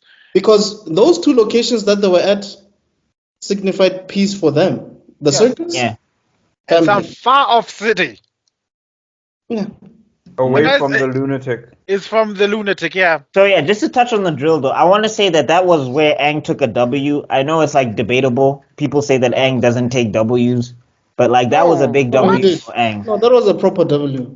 Wait, who says he doesn't take W's? And why do they say that? The Korra stands. Anyway, What? They're the last Yeah, ones What? to talk. Let's that- please let's digress. Let's Okay. drill. My drill. Take a bread- shot. drill. Yeah. Was that Sokka's idea? Was that his strategy?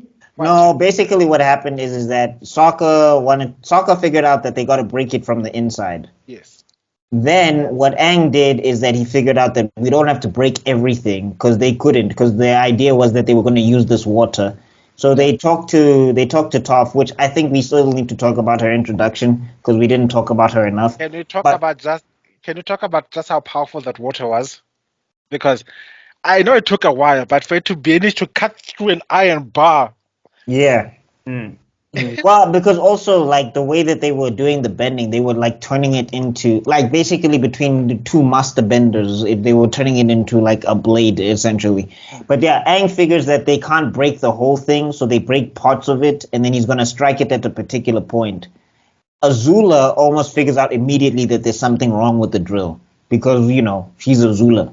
Like Batman is like spider senses when. No, it's one thing you have to learn about Azula is that, and that's also what makes her a terrifying villain, is that she's powerful, but she's not blinded by her arrogance.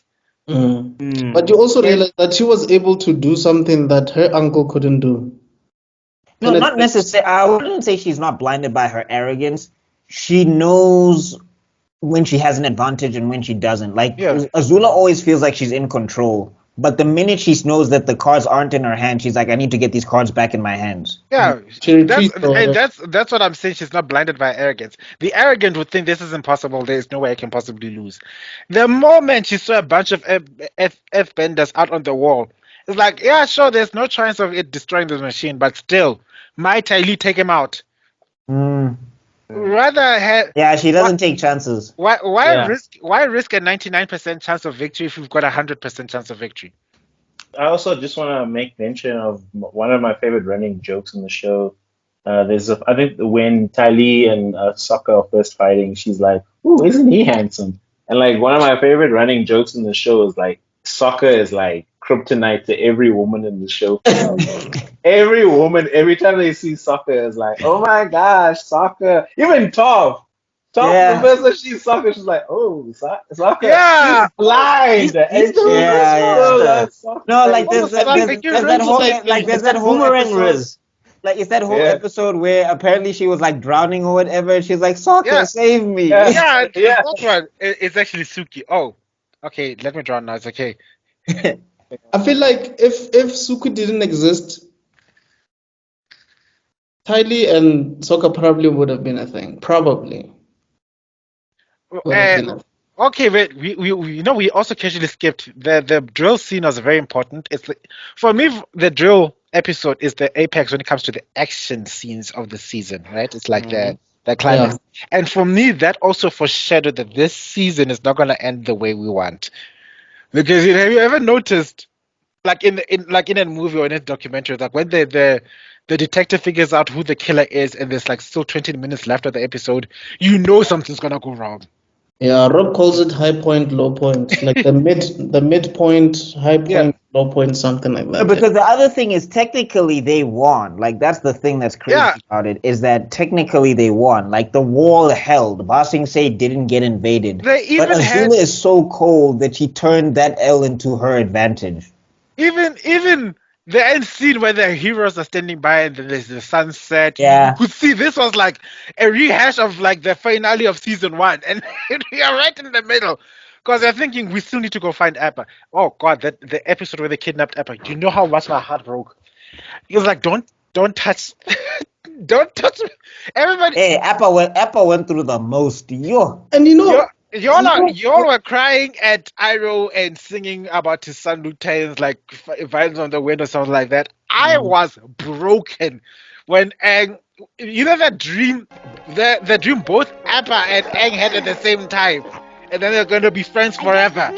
And you could see that they're dreaming at the same time. I was borderline in tears. I was like, no, don't do this. like, and Don't you make know, me feel this. Hey, you just got me emotional now. I just remember that shit now. I think Ooh, some of these stories or movies or series, they do a brilliant job in showing you that the people who would maybe like kidnap someone or kill someone, Yeah. sometimes it's the people you would least expect. Those guys, dog. What were they? Sand benders or whatever they were? Yeah, they were like Sandbenders. first benders who could bend sand and stuff. Like the most unlikely people, and the most unlikely bunch to kidnap a flying bison, dog. Well, the thing is, though, is that when you look at that guy, like when Aang confronts him, he's all, but when he was selling Appa, it was like, yo, give me the cash, give me the money, bro. What you talking about? No. Like Aang came and I all that like- bass left his voice. I- Like he I turned just- that man into a small little child because we sold him. I don't know. I just like the fact where like you said you must put a muzzle on him. You put a muzzle on Appa. That was over. The glow was there. Kiyoshi, Yang Chen took over. That wasn't Kiyoshi. That was Yang Chen. Yang Chen was like, No, Yang Chen wasn't even in the mix yet. Aang was wrecking stuff before even the Avatar state became a thing. yeah, but at that moment, because spoiler effect on the law, Yang Chen had a flying bison blown up by a combustion bender. So Oh, very sad. So Oh, that's why she hunts combustion benders at some point.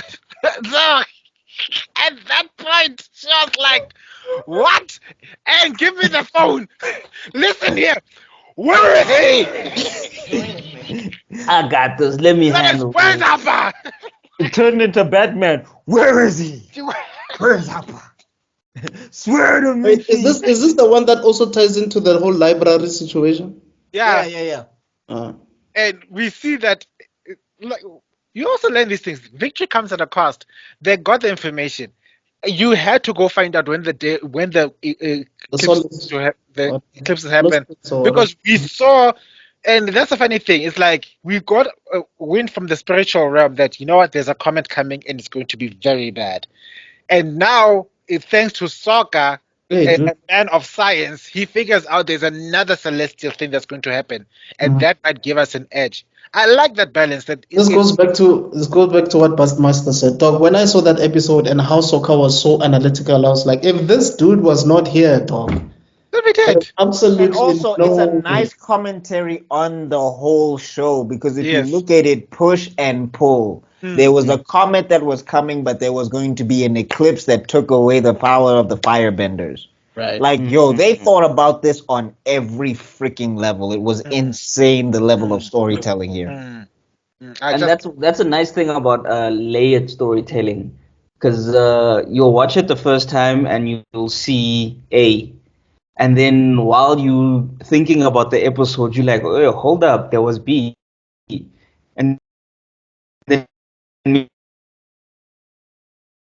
maybe you watch it again some other day, and this Avatar so watchable because you can pick up as you grow older and you get a little more Yeah. experience outside. You also pick up a little like, oh, hold up, that actually. Oh, wait, that actually. Oh, hold that actually. I think you And need to watch it in different phases in your life. Like I'm probably gonna watch it in my 40s again, and no, I'm no, I'm no. sure I'm about to rewatch it after this. I'm about. review. I'm trying to. I'm just. What I'm trying to. What am I finishing now?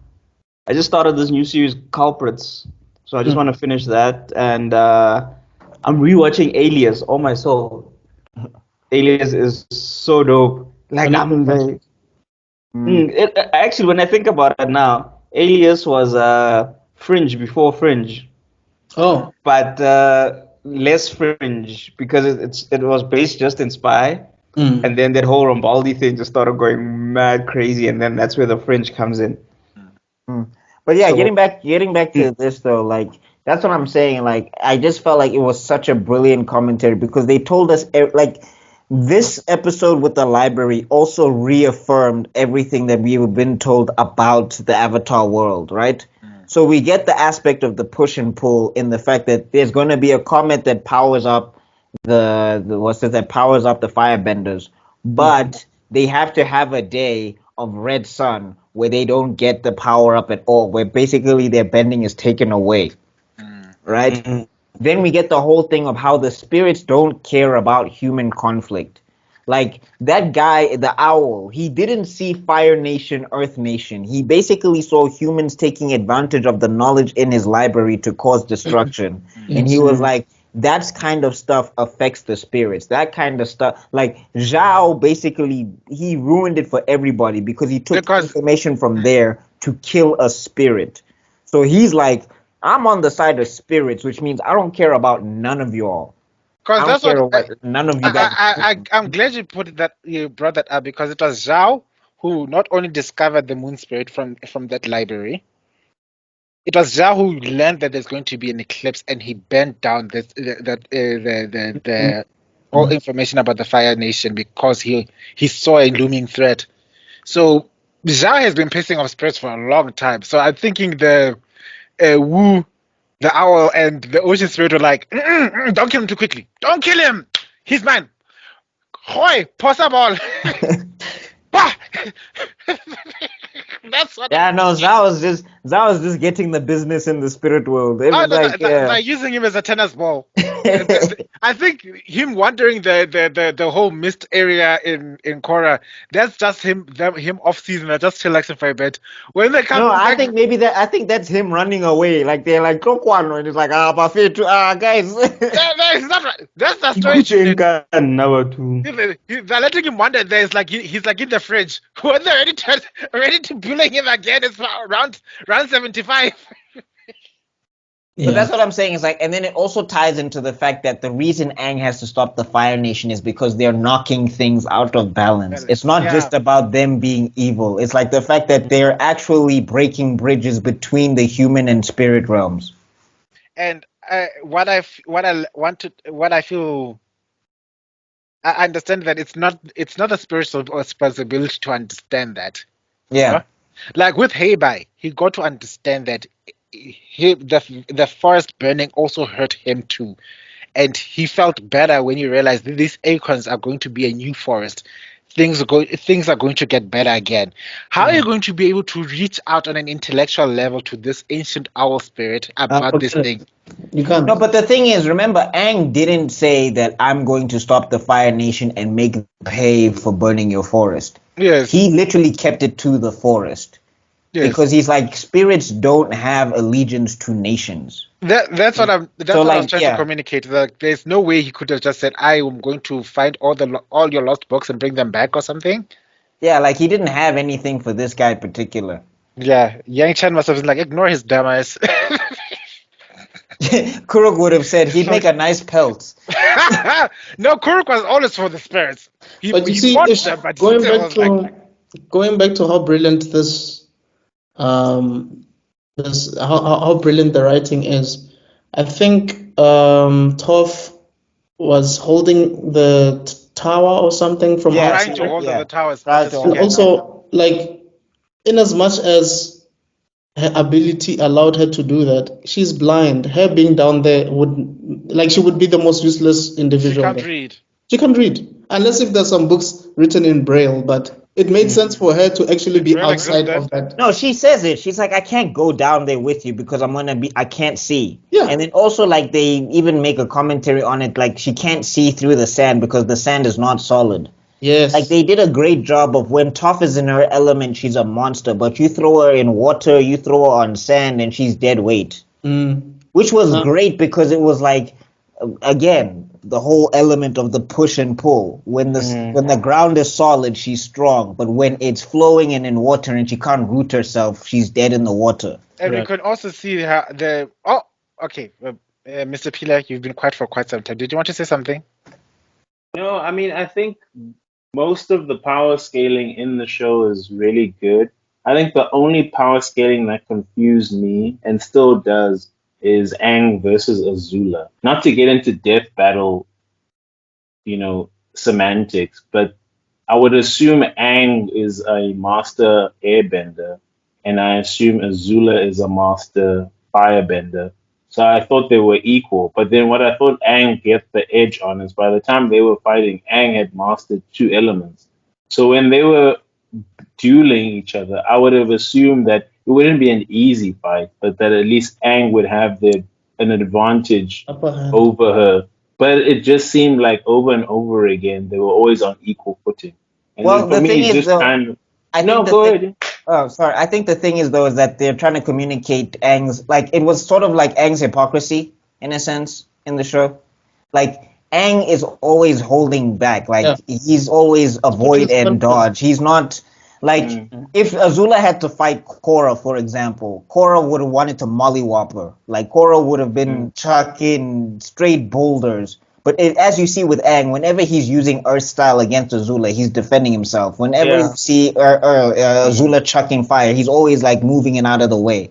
Like it was such a problem that people like. That's why when we get to book 3, and that's the conflict of book 3, is that Aang himself in his fighting style, especially with Earthbenders, with Airbenders, they're not taught like force. They're not taught like like go after the person. Whereas Azula is like, I'm coming after you. So it was too opposite. Like if Aang had the Korra attitude about the fight, he has Azula easy, but he didn't have that.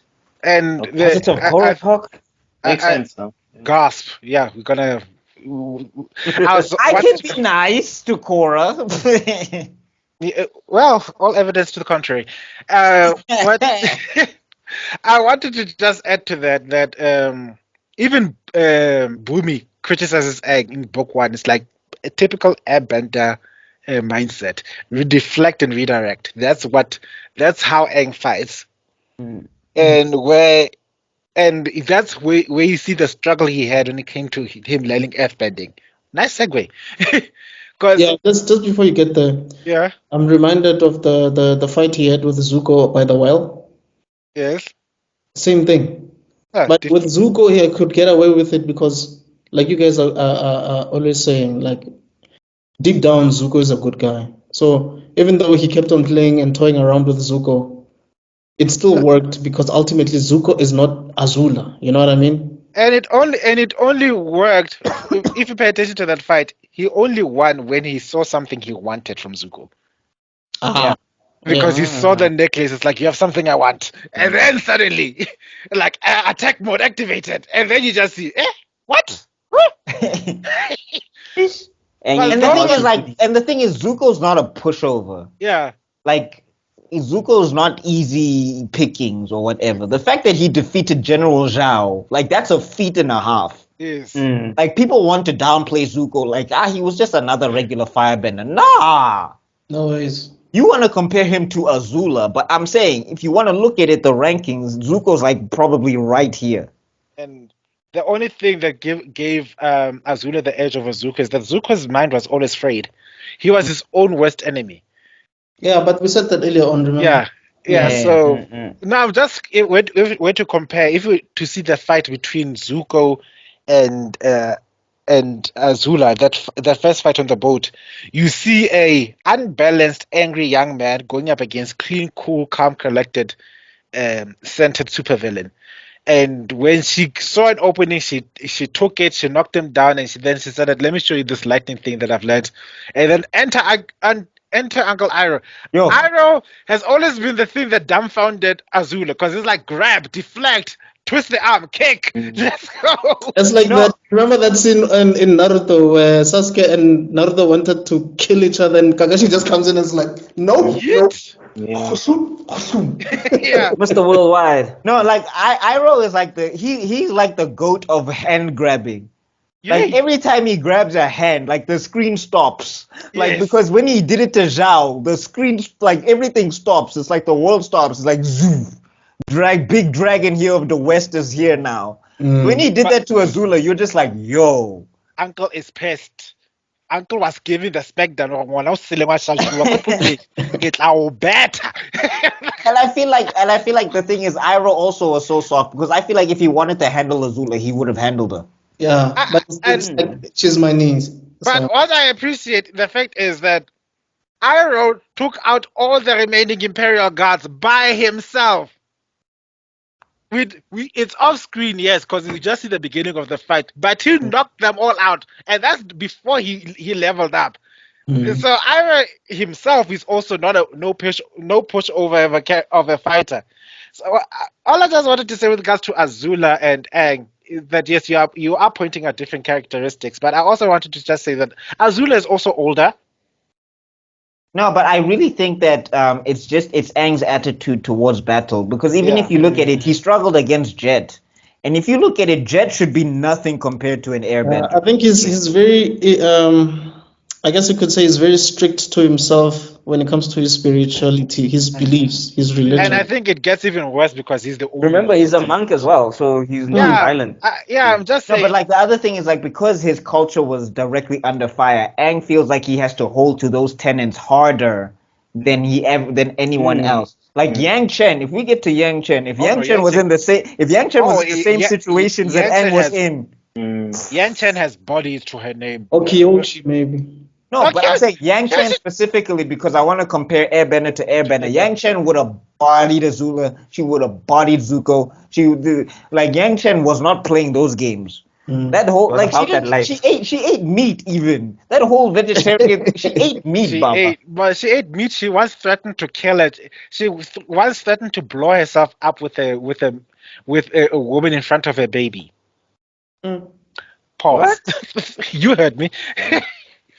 So Like Yang Chen doesn't. Yang Chen Yang ain't Chen was nobody's- not about those games. Okay, I'm going to YouTube after this. I need to I go just- check Yang I Chen. just wanna- Yang Chen's a little I just- crazy. I just want to add some thoughts on the subplot, the Zuko Iroh. Not to summarize it all, but just general thoughts about the subplot. I personally enjoyed it more than the main plot, which is blasphemy. I know Aang's adventure and all of them is like crazy, but I enjoyed. Say it's blasphemy. I enjoyed it way more. I just thought it was obviously a tighter story, but like Iroh's relationship with Zuko and the journey that they're going on, and also because they're also kind of going through their own mystery world building of also figuring out the complexities of Ba Sing Se, and also them being runaways, and also the plot where they interact with Jet and all that stuff. I thought it was like Yo, but Iroh amazing. fumbled big time. Iroh, that's the thing. Iroh makes so many bloody mistakes. So it's kind Yeah. of really nice to see that he's not, It's just like this teammate. perfect. He heats up his own tea, which gives away that they're firebenders. He 'Cause drinks he loves poison. tea, and he That's not- drinks poison. Right. He does a lot of, and like also you're trying to be mysterious, and you end up becoming the most famous tea maker in the whole of Basing. So hey, come on, bro. Like, I think Iroh is kind of a go with the flow type of guy. I think. Yeah. Like it's kind of like a mirror of Aang in a sense. If you look at Iroh and Aang, like Aang, things just work out for him. He's never like planning stuff out or whatever. Like for example, one of the times that went wrong is when he decided to confront Azula in that little like thing. Like Aang just decided instead of getting away, I'm gonna just see what happens here. So like Iroh has that attitude where he's more like things will just happen, the universe will just work out the way it works out. Remember- Because even when he gets kidnapped, right? He just figures out that Zuko will find him. Yeah. He doesn't really do anything. He's like, yeah.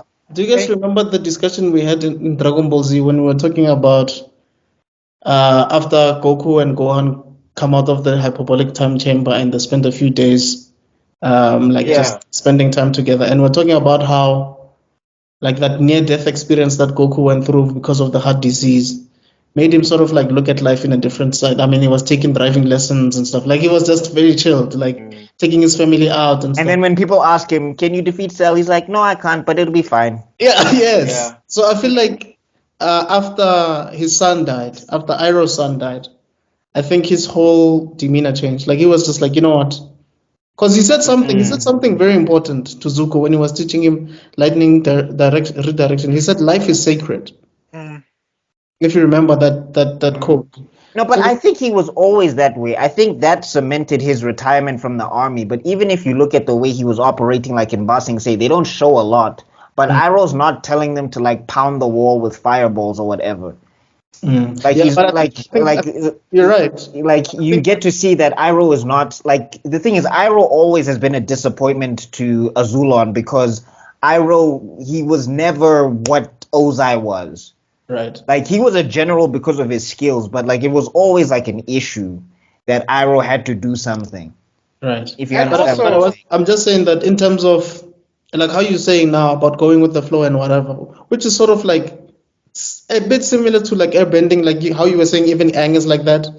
I think him being more in tune with the spirits, like him being more inclined with the spirits, I guess made him to let his guard down. Yeah. And like him just like fumbling the bag like that, sometimes you're like, I don't think he was even trying hard, not like trying hard to hide that is there's a firebender. It was just like if they find out, they find out. It's fine. You know what I mean? No, I mean it's the same as when he eats the poison oak or whatever. He's just like, I ate poison oak. Yeah. So what? You know? It was Zuko was panicking. He's like, my grandfather's going to die. And my uncle, you're the only family I have left. Damn it! Why aren't you more concerned about your own goddamn life? I mean, I interpreted it a little bit differently, but like I saw it more as like Iroh had devoted his life so much to being a soldier and the future Fire Lord, and then when things kind of went awry, he kind of. I don't think he ever wanted to be Fire Lord. I don't. No, I mean this was before. I would. Well, But remember, he was supposed to be the Fire Lord. No, he was, but I don't think Iroh never behaved like he wanted it. But at the same time, his candidacy and his achievements, The resume, yeah. it did that's show. the thing. His skills is amazing, but Iroh's attitude, Yeah. like he never like there's never showed that he actively pursued like being a Fire Lord because like Ozai was even playing Game of Thrones things in the courts there to try and get himself to be Fire Lord, and Iroh didn't even step up or step in to say anything. He just Because it's a bit open-ended though, because we don't really know how ruthless the dragon of the the dragon of the West? Dragon of the West. We don't really know how he worked, but when everybody talks about him, it's like this guy was ruthless in a certain way. I don't think they said he was ruthless. I just think they said he was dangerous. Not I think to it's the same different. degree as Iroh or his dad. That's true. I mean, Ozai or Azula. Ozai. That's true, but people feared him. No, I'm saying, but there's a difference between being dangerous and ruthless. Like for example, right? What's a good example? Okay, let's take Ryu and Batman, right? Batman is ruthless because of what of the tactics he'll employ to get stuff out of people. But Ryu is dangerous in that if you fight him, the damage he can do to you is severe. No, I get you. I guess I like just, the right word. I just I want to, agree with you. I just want to highlight very important things. Story law wise, Iroh did want the throne. oh, did he? He did, and to prove to it, how everybody was expecting. Sorry, I don't know what's going on with my lap. To prove how everybody was expecting Iroh to come to the throne, for Ozai to keep up with his candidacy for the throne, he became the best firebender in Fire Nation history. But when it comes to the achievements that Iroh had done, there was no question in anyone's mind that he's the right man for the throne. He was fulfilling his vision to go capture Ba Sing Se. He killed, according to them, he killed the last dragon. That's why he's called Dragon of the West. Yes. Yeah, but then we find out. Yeah, we find out that he was being humane, but still, according to the eyes of the Fire Nation, we have got an accomplished general, future Fire Lord, who became the Dragon of the West. There is no question. There was like, this guy is the ish. Ozai saw that, and then the only thing he needed to do to compete was like saying, try and Agni me in any day of the week. I will kick your ass so far you won't even know the light of day. His skills in firebending were accomplished that even Iroh was like, this guy got it. Right. More I'm beat. No, but I'm saying like the thing is, right? The only thing they kept. Oh, we'll talk about it the when we table. get to book 3. But we'll talk about it when we get to book 3. But like the thing is, like Ozai, to me, I don't know, like the lore says otherwise, but I'm saying to me, even when he's writing back to home or whatever, Yes. he's not talking like a Fire Lord. Like he's not being like, because like to be a Fire Lord or whatever, like you even see it when you get the snippet with Azulon. Azulon was harsh talk, it's grating. That cadence is, you need to listen, I'm whipping you into shape. You listen to the way Ozai talks, it's that similar cadence, it's that similar flow, I'm in charge, yada yada yada. Iroh, every time he talks, it's this sing-songy up and down. Yeah, wavy. he was from the get-go. He was like, you could see a letter to his family. This is a letter to my family, my beloved kids. Like, hi, kiddies. I'm having so much fun. I don't see Ozai writing back to his family in the middle of a conquest. Ozai was a political animal. He didn't care about his family so long as it gave him the advantage. Yeah. So that's why I'm saying, like, to me, I never got the impression Iroh wanted to be the Fire Lord. I always got the impression that his skills set him up to be the Fire Lord, but his attitude I still think the death of his son heightened everything. Whatever he I'm saying that. Yeah, definitely I agree. It just heightened everything. It was like, you know what, screw this. Screw everything. Yeah, and like in the Zuko Iroh subplot, I think what makes it the strongest, apart from their dynamic, is I think the final impact of it failing. Like it ends in a tragic way, where Iroh doesn't successfully convert Zuko fully. I mean, we get a subversion of expectations where Zuko kind of goes through his whole fever and he wakes up, and we think we're getting a happy-go-lucky Zuko who's happy with a normal life in Ba Sing Se. But then when Azula gets introduced, and then he kind of gets seduced by the dark side in a way, and then he lets Iroh down. I think it's like a very impactful and like very tragic story, which gets paid off further in Act 3. But I thought, for me, that story, Join the dark side. A plus plus plus. Yeah, How ironic that Zuko left the chat when you're talking about his failings. Yeah. Even how at the end where Iroh was like dead serious that Zuko, do not do what you're about to do now. Don't even think about it.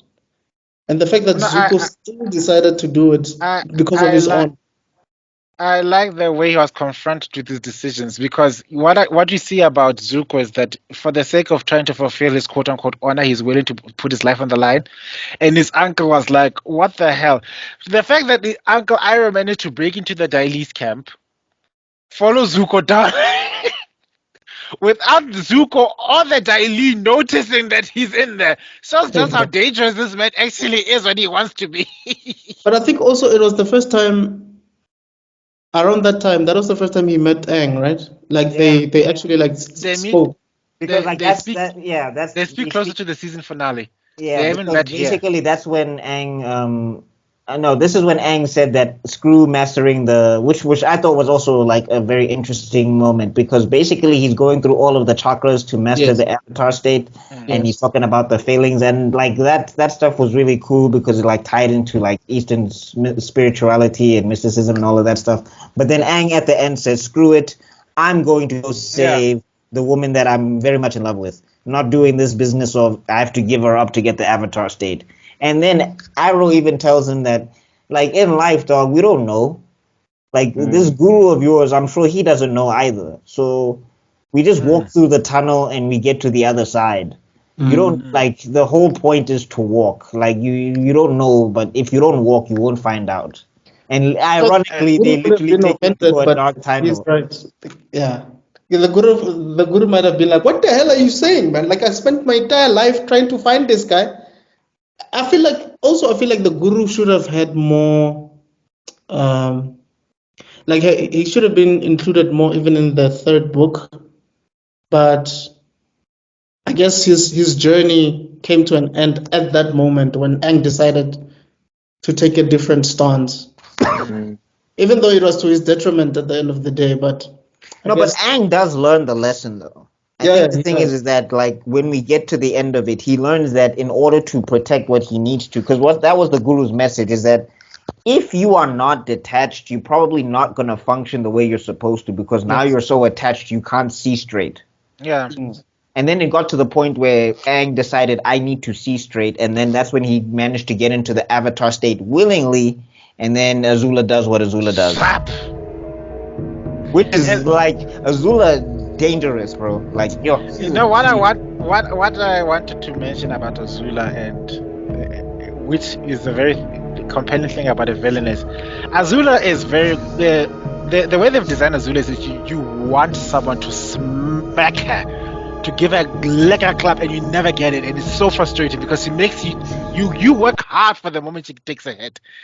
Even in the combat scenes, there's a part where Aang tricks her up into the building, and ordinarily someone would just slip and fall.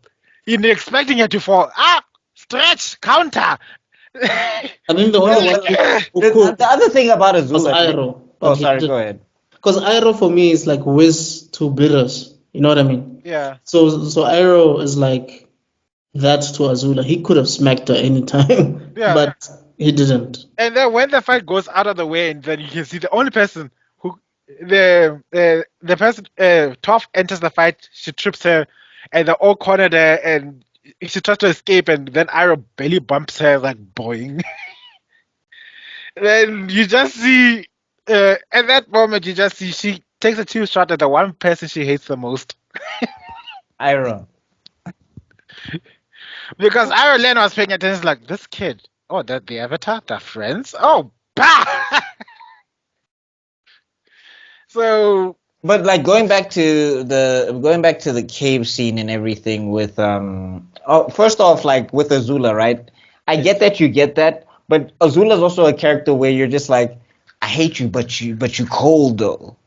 Like I hate you, but you put respect on her name. But you have to, dog. Like you can't, like Yeah, the way she played the Daily agents, bruh.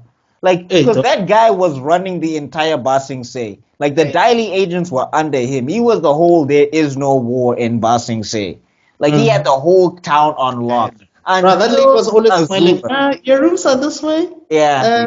That's some. And then Judy. enter Azula. Azula literally sits down and she's like, "Yeah, they're deciding who's gonna come out on top, but don't worry, it's me. You are not even a factor." what I was I like, like, what I liked about what I okay, that's the only time that I actually appreciated Azula because if there's one character I hated more than any other villains. You see, given is this Long Feng or something like that? I forget Yeah. his name. Fei Long. Was it? Fei Long. I hate Fei Long. To me, is like Dolores Umbridge for an average Harry Potter fan. What you took away Appa and you kidnapped him. on his way back home, I will never forgive you. And I was like, yes, Azula, you make him kneel. In fact, he should have stepped on his head. That's what I step on his head, make him kiss the ground. That's how I felt like. No, you know what they say, ne? A villain can be villainous, Yes. but they can't be an asshole. Yeah, Yeah. no. That's Like everybody forgave Omni-Man even though he wiped out millions, but Amber, people are still mad. So that's the thing about Fang, and that scene is the only forgiving grace I'll give to Azula in that whole coup. But you have to give respects to Azula is one of the characters that uses her head. She finds an opportunity and she'll bend it to her advantage. That's what you see. That's the biggest differentiator from someone like Zhao, who cares so much about power he doesn't use his head anymore. And then we have Azula, who has the power, her birthright, Chief. but No, her with the Kyoshi infiltration, I was That just was- like, that was I hate you, but like I want you to lose, but like that's brilliant. Jesus. They even Dude, learn how to do your it's makeup. the whole drill thing. Like you can tell that this chick is not playing. Dog. Like she is on No, I'm point. saying the fact that she even switched her plan on the fly, freestyle that she's Oh. going to be a Kyoshi warrior after the drill went belly side up. I was like, bro, this, like, I hate you. Like, lose already. Damn it. Stop making such player plays. You Like, know? I think this is when the first time I saw it though, the first time, not the second time, the first time I saw it went down a bit for me because I was like, no man, like like with the Akatsuki in Shippuden, I felt like they took too long as villains, if that makes sense. I don't know if I'm making sense. Like, yo, how many times are we gonna fight Didara? Like, yo, we've been fighting this guy, like in the Gara arc, now we're fighting this guy again, and there's the Magengo sharing. So eventually I felt like, no, man, no, can't be like Azula can't be this involved. Like throughout the show, but second viewing, it made sense why she's that relevant that long, based on the plans. And, no, Pella, like, the thing is, what's brilliant about book one is they show how inept Zhao is as an admiral. And then book two comes in and she just clears him on every level. All of her plans go like even when she takes a L, she freaking turns it into a W. Zhao took L's and he fell apart. Azula think- took an L and she was like, never again. I think in terms of strategy, if Sokka was not in that team, Oof, Azula would have won a long time ago. Yeah. long time ago. Ages ago. I think it wasn't it Sokko figured out that it was Apple who was giving them the trail Yeah, for Azula to follow, yeah. because he was like, she has to be following us because of something. They're like, oh, Aang is molting, let's give him a shower, and then you can lead him away, and then you can do this. And then Azula, being the tactician she is, she saw one broken branch. Hey, bro. I'm like, You niggas are playing me. I am born yesterday, kids. Kids. Split up. I was like, yo, this chick she's too cold. It's like, But you I see, hate for you, me- but For me, it's like when you watch the first season of Young Justice, and you see how competent Calder was as a leader. Like because it's like Azula level type of competency. You know what I mean? You realize that these people were trained, like the level of training they got, like Azula and Calder, was intense, dog. It was intense training. It's like the danger room times 100. Like, yo, there's no room for error, dog. It's like that's how they were trained. They were trained. That's why she can detect subtle things, change her mind on the fly, come up with new strategies. It's because of the training that they got, dog. Also, shout out to one of the things I liked about shout out to Appa.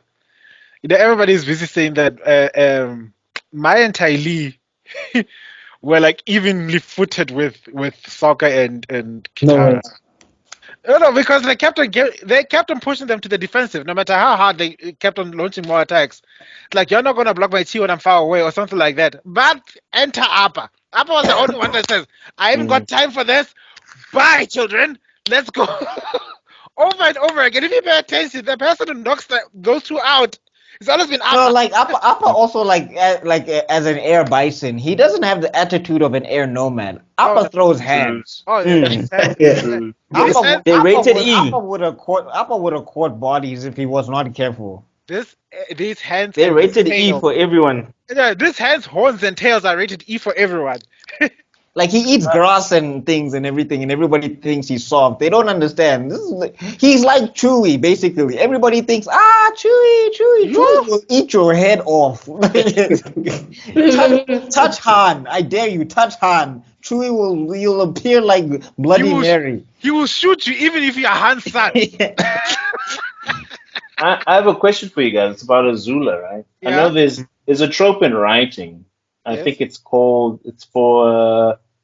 a magnificent bastard archetype. It's like Yes. like a villain who's smart, cunning, but you're in awe of how smart and how dashing and how beautiful, Yes. even beautiful. No, and it's like Joker. I wouldn't go that far. Joker's got a different archetype. I just can't remember. Yeah, you're right. No, but I'm saying I get like what you're talking about. It's like Aizen.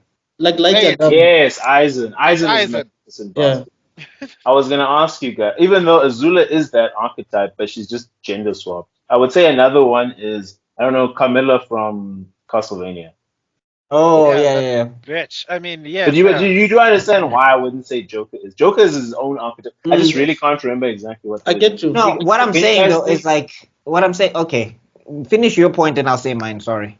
Okay, I was gonna ask, can you guys think of any other magnificent bastard archetype villains in other shows that? Here's why I'll But say. if you think it's Joker, go with Joker. I'm saying here's why I say Joker, because like when we watch The Dark Knight, everything he does in that movie is so player that like you're in awe of him. You get what I'm saying? The opening Yeah. scene alone. Yeah, like the fact that he Bankrupt. shot everybody in the opening scene, or had everybody shoot each other in the opening scene. Sorry, it was like such a brilliant move where you're just like, this guy's scary, but that was masterful. That he basically wiped out all of those people so he could keep All the loose all the ends, money all the to loose ends. all the loose ends. But I get what Pila say because it still has to come with the good looks part. That's why I said Light Yagami. Because No, Light I don't think so. I think like the thing, because remember the Joker fangirls. Whoo, say something to a Joker fangirl. I dare. I think there's a trickster archetype, and then there's Yeah. a magnificent. Yes. A trickster archetype is someone like Jack Sparrow and the Joker. Yeah. I wouldn't Yeah. say I mean, Jack but, like, Sparrow is Yeah. magnificent. When I'm saying though, it's like the thing is when Joker's in his planning element, the moves that he makes, like even if you see him in other media, like the moves that he makes, they're so strategic that you're just like, this guy is a foil to Batman. Like he's got Batman level contingencies, but they're for chaos. If you understand what I'm saying, no, like, and it's But in the Yeah, magnificent it's just that bastard there's a archetype, ton, just Yeah. a little bit of. you have to have swag, and you also Yeah. But have he's to be like but a you could gentleman argue archetype. you could argue that he's got a lot of swag though. Like a lot of people say that the purple suit is like a big time style what thing going on. It just doesn't fit, man. In that I think specific. I hear your argument, Mr. BuckMeister, but I do see where they're coming at because If we're talking about goals, if it means that Yeah. a magnificent person has to have like goals Yeah, or whatever, that's like the there's got thing to be that's something missing. that they achieve. Yeah. Okay. That's what's missing. I think that's the major thing because everybody can excuse looks and stuff. Nobody feels in the trope 100%.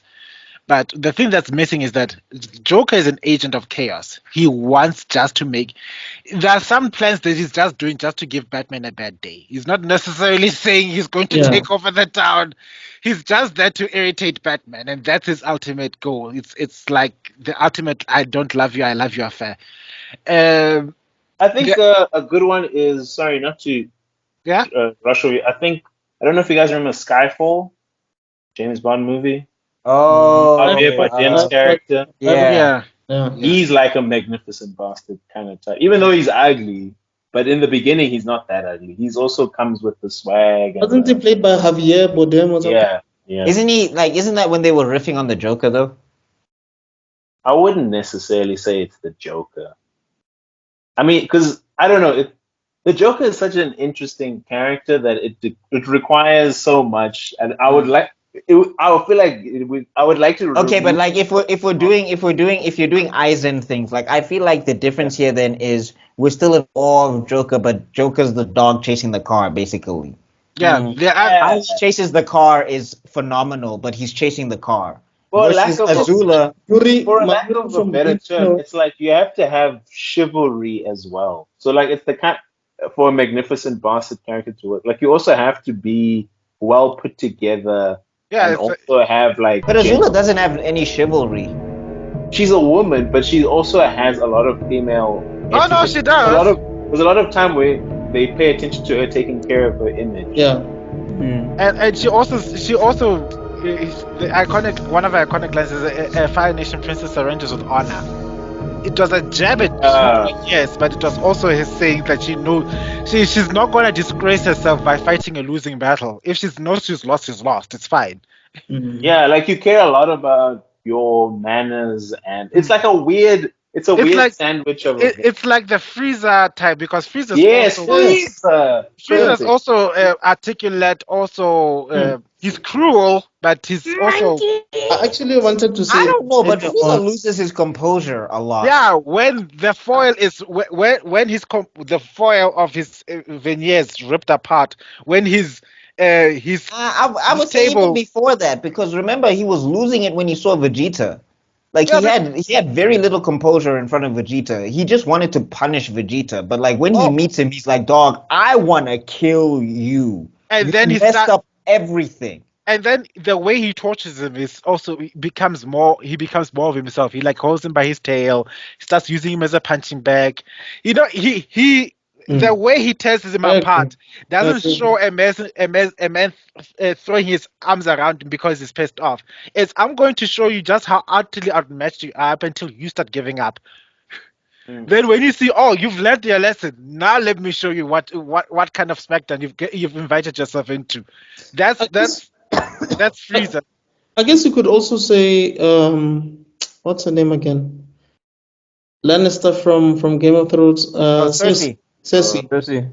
Yeah, Yeah. she fits Yeah. that. And the father. I think Tywin would fit More more. her father than her. No, but Because she people was- aren't in awe of Tywin. Like, oh no, I'm sorry, I'm thinking of Tyrion. Sorry. Yeah, I'm no. thinking of Tyrion, sorry. I think But Cersei, Tywin would. I think I do get the dad. Don't get me wrong. That's completely like 100%. But you do see traces of that in Cersei as well. I think Okay, no, that- wait. In the show, not in the books. In the books, it's flat out crazy Oh. because there's absolutely nothing day and night when it comes to the characterization of the books into because the problem is with Cersei in the last season, she becomes the staring out of the window type of villain. So we never get to see any nuance anymore because she's like, I'll look out of the window. I'll look out of that window. I'll drink wine when I'm supposed to be pregnant. It's we don't see anything like that, but we'll have another 4-hour rented Game of Thrones once the new House of the Dragon season comes. We'll have it. Didn't you say you didn't watch it? What? Game of Thrones?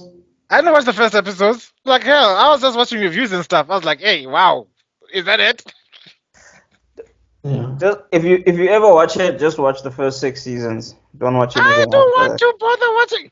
I checked out after the first season. It was a bit too much for me. When I saw boobs and boobs in the first episode, I was like, this ain't for me. No, I had a fine time with that. No, Anyway, back to Avatar. Back to Avatar. No. Before we go back, I just wanted to add another character that fits under that magnificent bastard trope, and I have to mention it because it's my favorite anime. Shinizel, El Britannia. Yeah. Yes. I thought Oh, Yes. when I mentioned I need Light, to catch up on. when I mentioned Light I need to Yagami catch more up than on- once, I thought you would say Lelouch, but no. No, Lelouch is the hero, but the villain, the magnificent bastard Nigel, villain, is yeah. Shinizel. Hero? Nigel is the actual perfect example. I would say protagonist because apparently the stuff that he does in there is kind of wilding. ooh, Lelouch. Yeah. Okay, yeah, the protagonist. There you go. I'll Oh, give you that. Lelouch was oof. Yeah, Yeah. but what I'm saying is that Shinizel is Lelouch's ultimate foil, and he falls under that whole characterization almost too well, actually. I mean, yeah, I guess also there's certain versions of Dracula that fall into that trope, if that's how, Vlad Dracula Tepesh. No, Yeah. I'll get to the day that man was not a villain. He was just a grieving man. But everybody, dog, everybody, I wasn't there. Everybody. You become an immortal being and lose the love of your life, and tell me how you'll react. No, That's but all I'm gonna saying say. it's Aaron all over again. It's like, bro, you have beef with specific people. Why is everybody paying? Everybody. Why are we involved? Like I wasn't there. Nigga, I wasn't there, dog. It's the church. I don't even Go know. to the I don't church. even know what happened. 1 year. You have 1 No, year. no, I'm saying, imagine you just living your life, you picking berries, and all of a sudden there's a giant titan. Stomp the world, stomp the yard. Boom. Okay, I can't defend the undefendable. You've Oh, got a but point wait, there. even Johan, right? From Monster. Oh yeah, Johan. Yeah, Yeah. Johan. Oh, okay, this is like Yeah, a super perfect. tangent. I love it, but we need to Okay. get back to the meat of the situation. I We're was about to- trying. Anyway, back to Avatar. So I think we've talked about everything of the I major think we're- plots.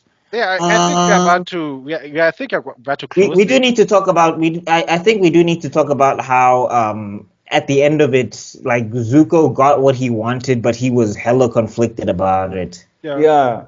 It was because of his uncle's influence. It's also because of the same trope But we it's had also at the his beginning. growth as well. Also his understanding of his honor, because he finally got what he wanted, and then it was hollow. Yeah, because I mean, like there was that episode Zuko Alone, obviously, where you get to see that he is a guy that's about like defending the innocent. Like he never lost that part of himself when he was speaking up for the soldiers, because that's where it comes from. It was basically, you can't just sacrifice these guys. They literally work for us. They're Yeah, like our because they're brother in soldiers. arms. Yeah, They're like and our then- brothers in arms. But And also, then I think like Azula lying about that whole victory rubbed him off the wrong way, I guess. No, Because well, He that's in knew book it. He three. knew what it was about. He knew what it was about. We'll get to that in book Ah. 3. What I wanted to add is okay. Zuko's character arc. He gets to see how the rest of the world sees the Fire Nation from his own perspective. He knows that people don't like the Fire Nation, but that when he actually saw, he first got introduced to it when he saw that leg get revealed that she has a burnt leg, so they share scars because of the Fire Nation, and but then his almost girlfriend. he's almost girlfriend, yeah. And then later on, Zuko has a lot of undercover risk if you think about it. It's Now, not undercover at all. he's a pretty boy. Like if you take away He's that a pretty emo It's not boy. undercover. No. Look, if that's why him and Sokka became friends so quickly when they went on that adventure. They are like the pretty boys of the group. It's like, oh, That's rough, buddy. that's Dude, Risk Masters. you're a prince. You're If you handsome. know, you know. You emo, tortured soul. Woman love a tortured soul. Like, come on. I can fix him. I know there's a bunch of Zuko fans who were so pissed that he went back to Mai over that Earth Nation girl. They were like, bruh, Bumble. Well, like she almost threw it at him, and he's like, Hey. nope, I don't want this. Later on, they said, she might as well have come at him like she was a face hugger from Alien. She was just wow.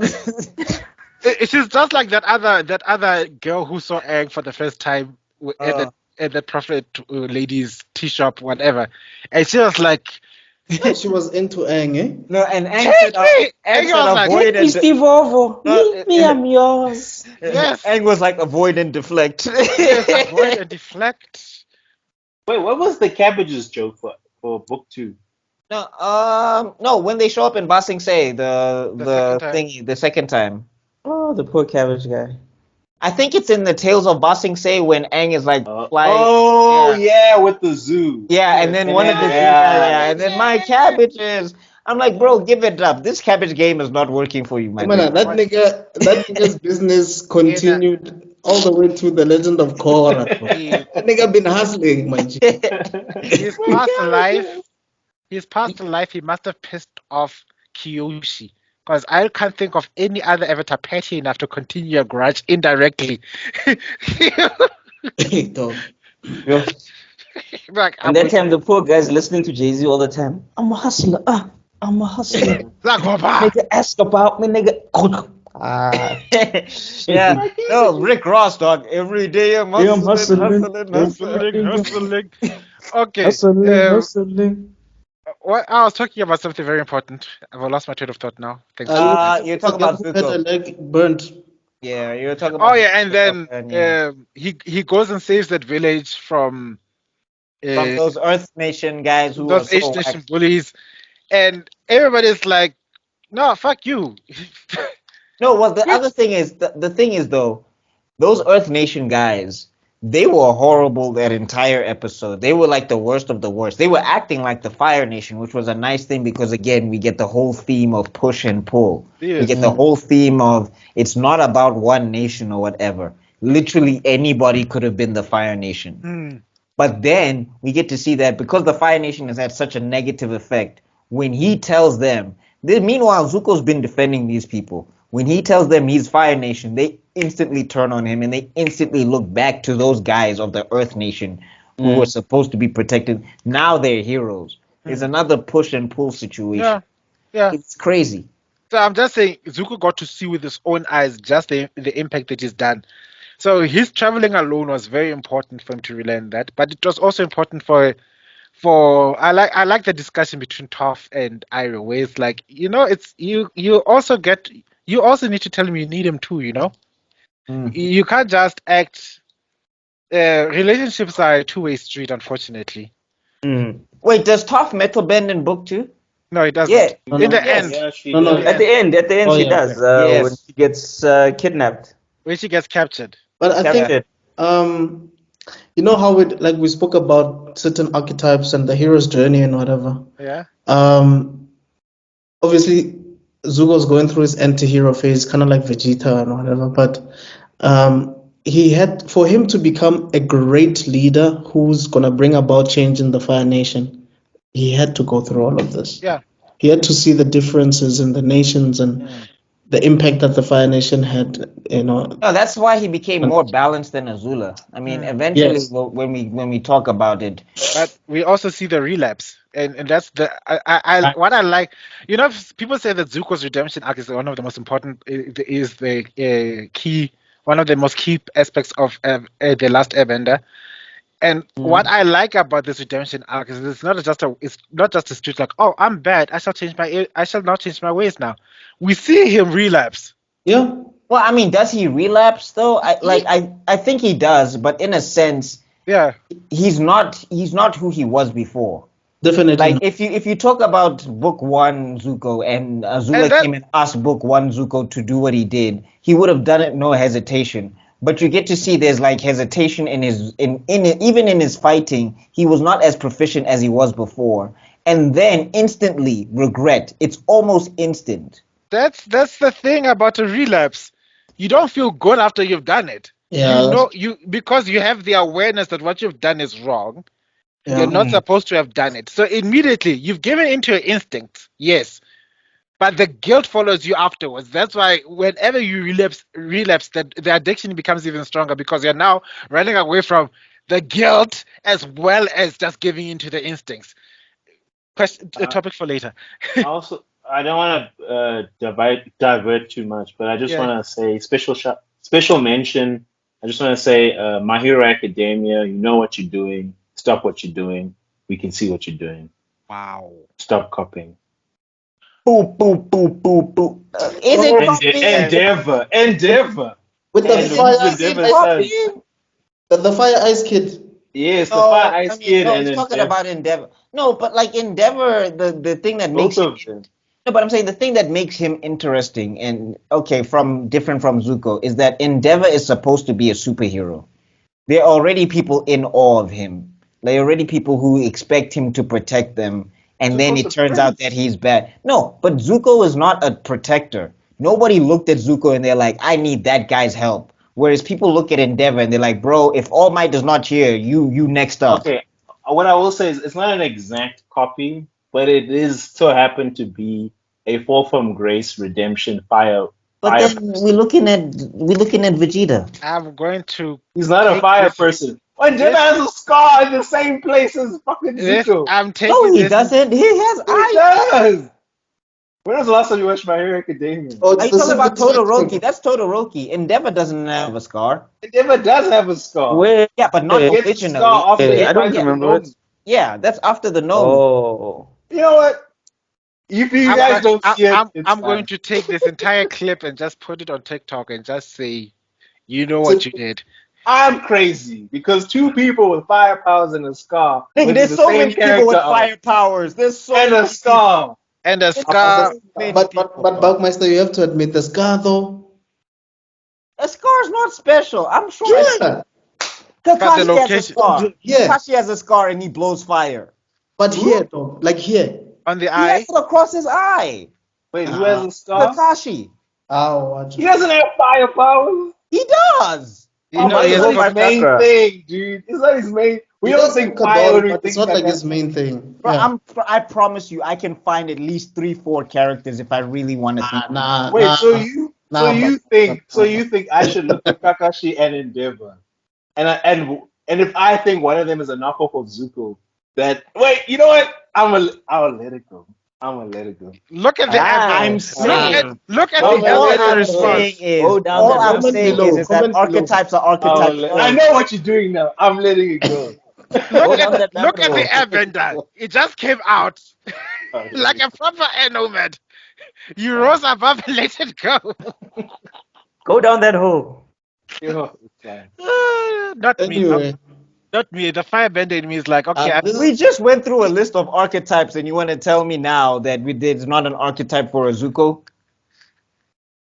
there's an archetype in this straight up There is plagiarism. definitely the anti-hero slash rival character, but the fact that you're a fire guy with a scar on your eye and you're going through a redemption arc, like, With and daddy you have issues. issues with your dad, right?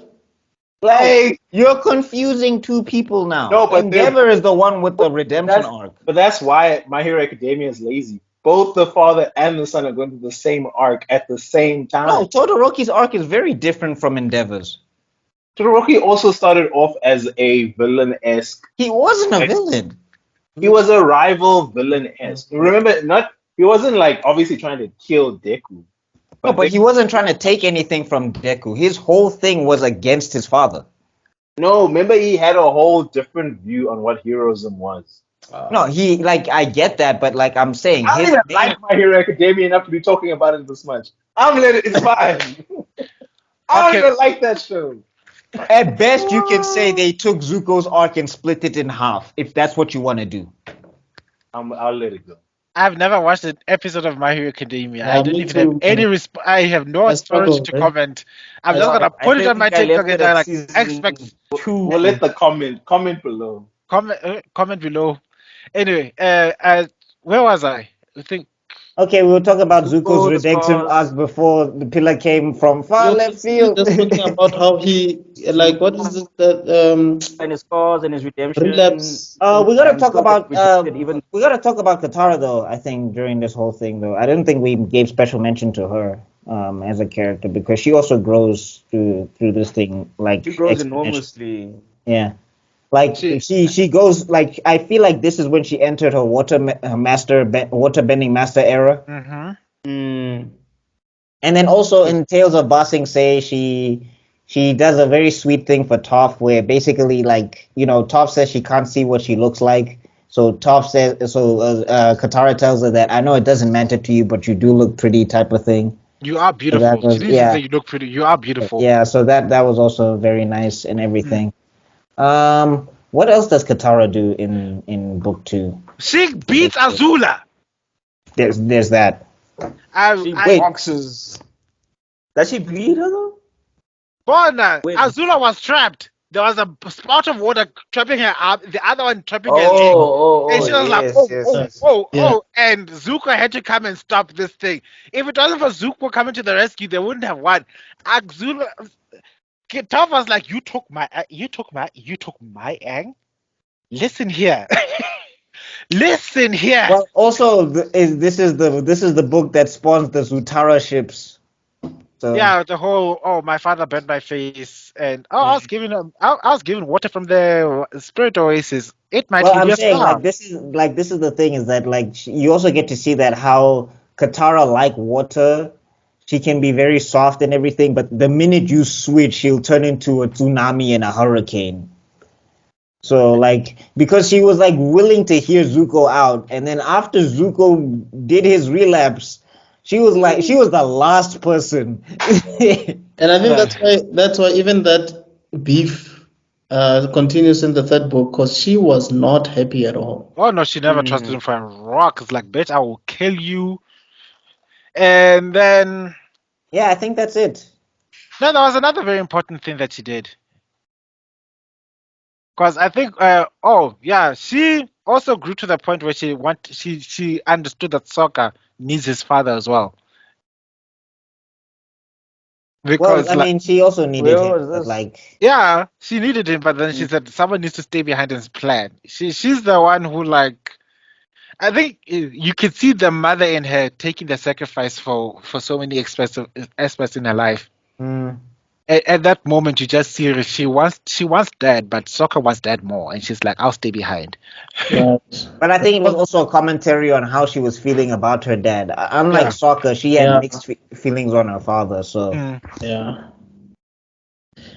Petaro is actually a very complex character, eh? hey, dog, it's got a lot. I hate Everybody the way, here has got layers, dog. and, We're almost here for 4 hours now because of how many layers each character has. and what I hate the most is the fact that the people downplay a character because she talks about her mother almost all the time. It's like the Kitara haters compare her and her mom, talk about her mom to T Gardner and talk about friendship. That's how much they equate it, and I don't like that. It falls flat because every You time know who that sounds like? That sounds like people who talk about Naruto and talk no jutsu. basically, You know, but I would put Kitara on the same level as Princess Leia and how complex they are.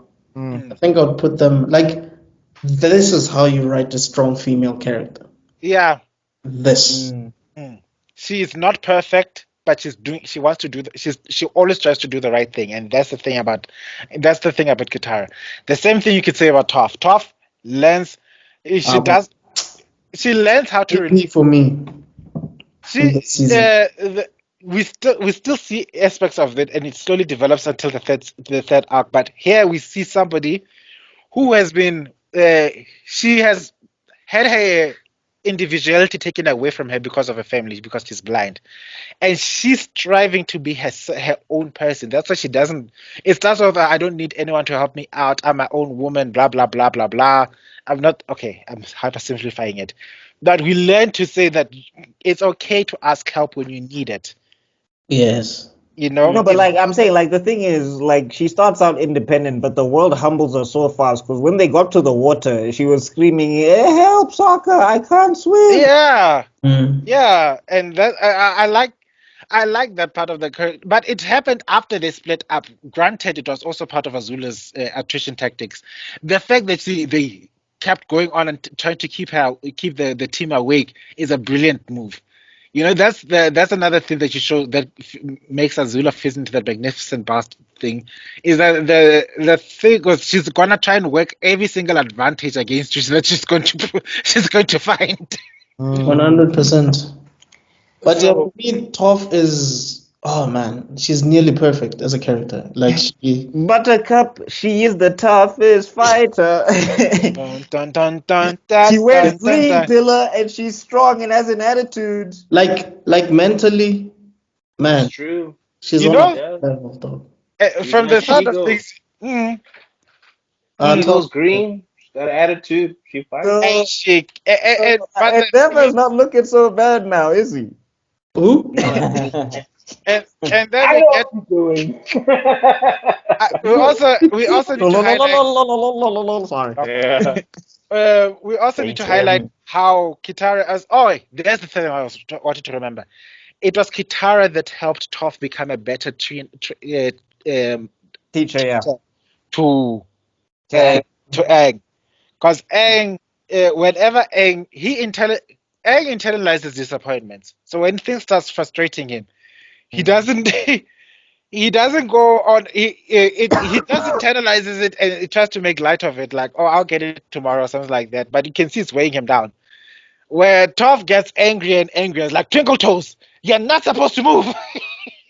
Someone mentioned that Kitara in the previous episode we recorded. Someone mentioned that Kitara is the de facto second in command I see it now, actually. She is. Now, She is. now that you're mentioning this particular moment in that episode, I Well, see I it. mean, even the desert when they lost Appa, she Yes. held the group together. Like they would have fallen apart because Sokka was tripping off a cactus juice. And basically, Katara was the only one who was like, "We have to stick together. Everybody walk single file." Like it was a nice commentary on how they grew up because they grew up in the water tribe. But basically, they were the only like most capable people of that village. Ah. They basically had to run that village by themselves as as two children. Mm. Because Sokka had to build the defenses, and Katara is basically washing clothing and trying to train her waterbend and running errands and everything. Because the rest of them were children and old grandmas. They were the only two people who were capable. Right. I agree. Beautiful. Anyway, I think unless there's anything else you want to add. Oh yeah, the bad No, ending. The MVP. The Day of Red Sun. Woof. Oh, that's for season 3. This one was Basin No, Red says Sun is the eclipse, isn't it? yes, it's in season 3. It's in book 3.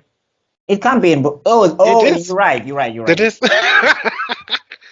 Because that Oh, was also because the boiling thingy rock. book two ends with thingy with Azula taking over Ba Sing Se. Yeah. Basin say Yeah, yes. and Aang passing out and whatever.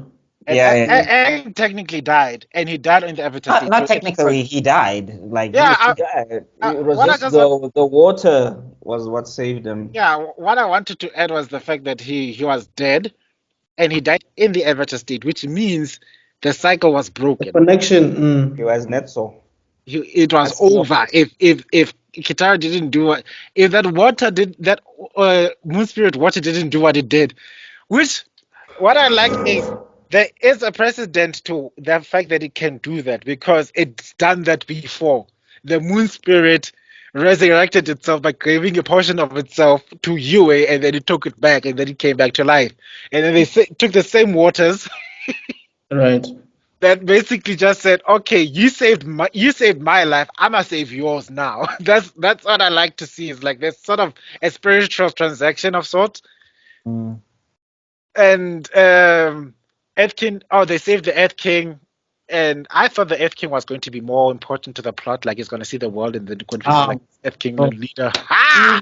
He's more important in the comic books because he's the one that takes direct opposition to Zuko, which causes another second, almost a second World War type scenario. But then again, we here. So the season ends with a sour note. It's giving Return of the the That's Empire Strikes Back. Exactly what it was. Yeah. It's giving Empire Strikes Back. Which other second movie has a bad ending? It's giving Infinity Wars. Yeah. It was deliberate. But like they don't break you down so much that you don't feel like they can't come back. Like I think that's another thing that's important about that ending. Yeah, that's an important thing about the second part of a movie of the trilogy that has a sour ending, is that it needs to give you something to reflect on and learn. Like the heroes have lost, but they're regrouping. Like in the end, if you see the final scene of the Empire Strikes Back, sure we suffered an L, but we see the rebel fleet. You know what I'm talking about. There's also the scene that comes to mind is Deep Space Nine when after they lost they lost the big the superstructure in Deep Space Nine, and it doesn't end with them losing. It ends with them linking up with the Federation fleet preparing for war. We need to have that slight uptake before the season ends. We can't end also- with depression. You could say Fellowship of the Ring as well. I mean, Gandalf and then Sean Bean's character. You're like, eh. That was in the first movie. That was in the first one, No, I wasn't know it? it's the first. I know it's the first. I know it's the first. But I'm saying The feeling. that also like the it ends on a Okay. sour note, and the team regroups and whatever. Yeah, that's the beautiful thing about the Lord of the Rings that subverts the other ones because its first movie is the one that ends with the sour note. Mm. It's the only one that's like, oh crap. Them That's poor what also. hobbits, man. Hmm? Them poor hobbits. After that, I call them Bigfoots. you know what? They're One big thing, storms. Now, one day we are going to do a review of the Lord of the Rings. We have to. It's Dude, my we've been favorite planning thing to this do. since last year. Yeah, we have to do it because I will go on and on. You saw the 4 hours that we went on about Korra and everything. I can go for 4 hours on Lord of the Rings. And the Silmarillion. Look, it's literally right next to me. It's on my desk. This is what Okay, we're about to reach 4 hours now, so I don't know if Okay. I don't know if we've covered everything that we need to cover. Okay, we covered No, it. I think we covered everything. our Is there favorite. anything? What we normally do is we Yes, talk about our our favorite favorite characters. characters and least favorite and all of that. I can hazard a guess who's going to be everyone's favorite character in this arc, but let's hear it. Mine is still Aang. Aang, It's okay. still Zuko, Ah, Mm, I'll go with General Soccer. Sokka. Okay. I'm surprised. Plot twist. Do you know? Pilar, For this arc, Iroh. Iroh. I thought you were Hella gonna say Zuko. surprised. I thought you were gonna say Yo. Zuko. The way you were talking about Zuko and his. I love the story, but Iroh is still the star of the show. Mr. Extrodin. Of this arc. Jeez. Can it be a tie between 3 characters? Yeah, okay, let's hear this. Azula, Yeah. cause like she came guns blazing. Killed the main character. Yes. So, True. and then Sokka, because I feel like he was the biggest threat That was so random. to Azula, Mm-hmm. right? And then the third one would be Toph, man. The introduction of Toph and how fierce she was and all of that. Chef's kiss. Okay, I am genuinely surprised because I thought though we were going to have Toffs all around, and my I thought we were gonna have Zuko Tops all a around. close second. yeah, because me it has to be a tie between the two intro characters. We've got Azula purely because of the theme song. I hate her as a character. I wanted to. Every time I saw, I was like, can someone clap this girl? You love to hate her. I love to hate her. And the other one is Toph because Toph is like, yeah, God. Toph was not this. Almost Yeah. perfect. It's like Trunks. Yeah. Buttercup, Mhm. she is the toughest fighter. Anyway, guys, I think we should close it out for now. The people who've survived until this point, they're all G's. Oof. Yeah. So thank you for lasting until this point. Congratulations. Wait, do you guys want to give it a rating? Oh, yeah. Oh, no. 10 out of 10. Oh my god. Oh, Wow. 10. Yeah. Pilar? I'll say 9.8. I know it's semantics. Good lord. Oh Yes, my gosh. No, because I said 9.5 for the other one. Yes. 9.8 for this one. Ew, yeah. Zuko? What could it have done better? I give it a chef's I mean, kiss 10. Yeah? If I'm really gonna be semantics, like some of the jokes didn't hit. Oh my god. No, they didn't. Some of them Wow. were like, I don't get it. And I still, even though you guys gave a really good explanation about some of the power scaling and some of it still doesn't make sense to me. But it is what it is. yeah. And you all know. I'd hate to ever write a test given to me by Pillar. Like, Yeah. He'll be You know, like, it's like you see, perfect, you see the Pillar- you see Pillar is it that didn't use the professor- proper formula. Yeah. He like that professor that will not give you 100 even when you have all the answers correctly. No, there are things This that thing would deserve be- 100. And his reasoning would be, your answers are too simple. You know, No. No, Professor He won't, give you, Utonium. he won't give you 100, and that time it's maths question, and it's 1 No. plus 1. They So there's are no way you hundreds. It's literally The yes, first it's literally Matrix. correct or not. But it's not even an opinion. If we were in the Star Trek universe, Pilar would be Vulcan. Spock, bro. Yeah. Yeah. Spock, without a doubt. The needs of the many outweigh anyway, the needs my- of the few or the one. Mine would be 9. 9. Oh, You wow. worse than Pillar. What happened? Yeah, where's the hate? But I think I made it clear to you guys from the jump that season 2 is my least favorite. I think I mentioned it before. Why? How is it your least favorite? Like I said, I felt like that whole Azula thing was dragging for me. Mm. I think I mentioned it before. Yeah, but you said on second viewing you understood it, so I'm kind I of understood it, but it still dragged. Oh, okay. Okay. I don't understand because like she upped the stakes every time she No, stepped she on did, but I screen. feel like she was way too OP, dog. Like, But I mean, I don't know. I feel like with that, because then we have to start getting into the semantics of how, like, somebody like Katara is bodying, like, all of these earthbenders and everything when she was just struggling to bend almost like a couple of no, months ago. I get you and I She hear couldn't you. bend a teacup like 2 months ago. I Now get she's you guys and I hear you guys, but I feel like she was. I mean, that was like Darth Vader territory, dog. No, Like, but I mean, she's a but I'm saying, prodigy. like, let's look at Toph. Like, She's a prodigy. Toph was no, just I get it, rising. but remind us that she's still a kid. You know what I'm saying? Like have a Toph is still a moment. kid.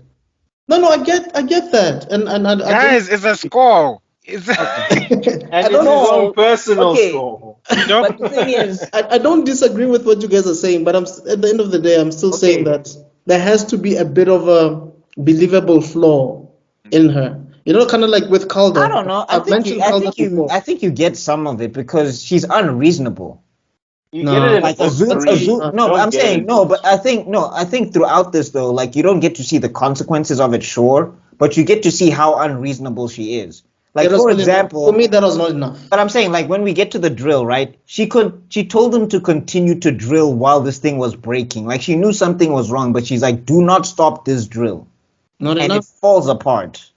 And then also when you get her on the boat, the guy's like, "We could die," and she's like, "Sail the freaking boat." So I saw that she's very impatient as a person and very unreasonable, which is very childish. They I mean, didn't. an adult could have done the same thing. You know, maybe I'm not being clear, like about being a child. Like, show me something that she's still a teenager or something, or a kid. Like, and we saw But I that think that's Zuko a supposed to be lot. the tragedy of her character. She never got to be one. No, man. I think there's no. For me, that was the only missing ingredient. Okay.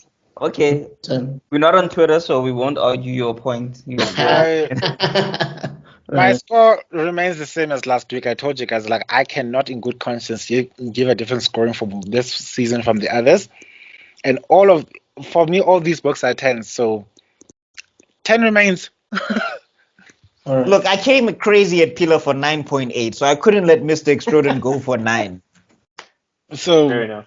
I'm still holding on 10 because there are scenes in this thing that I loved. You see, this moment here almost broke me. Mm. When that scene when the Daily had formed that wall and it looked like everyone's trapped and everybody's like preparing for the fight, and you just see Momo was the one that came with the deeds, like, guys, it's over. And then it flies up into the sun, and then down came Alpha. You should have just been like, No, yeah! he had a WWE entrance, dog. You needed the glass. Ah, ah. You needed the glass. And And what then you makes it just worse needed is that JR. By God, it's Appa. He's coming through. By God, Appa He's is flying. here. He's talking. He's It's talking. bodies He's everywhere. It's flying. human carnage. Have you seen? Have you It's seen a the Joe Rogan? slobber Have you seen knocker. that Joe Rogan reaction where he's like, Yeah, yeah, dog. yeah, yeah.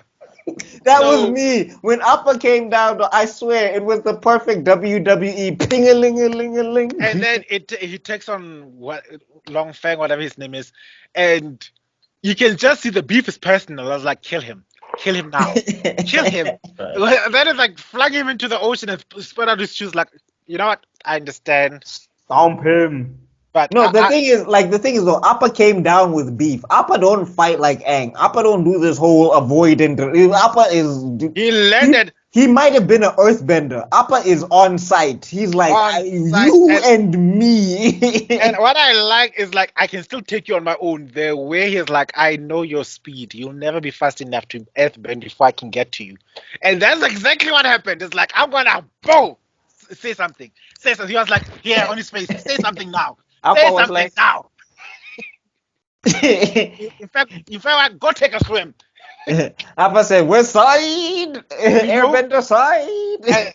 that his house. the reunion for me felt more rewarding than the season finale. I could forget the season finale after that. I was like, that when Aang and Appa got back together, I was like, it was. And funny thing is, it was shortly after I had two puppies, and they passed away recently that's after this part happened. So I was still not okay. I think Okay, one died years ago.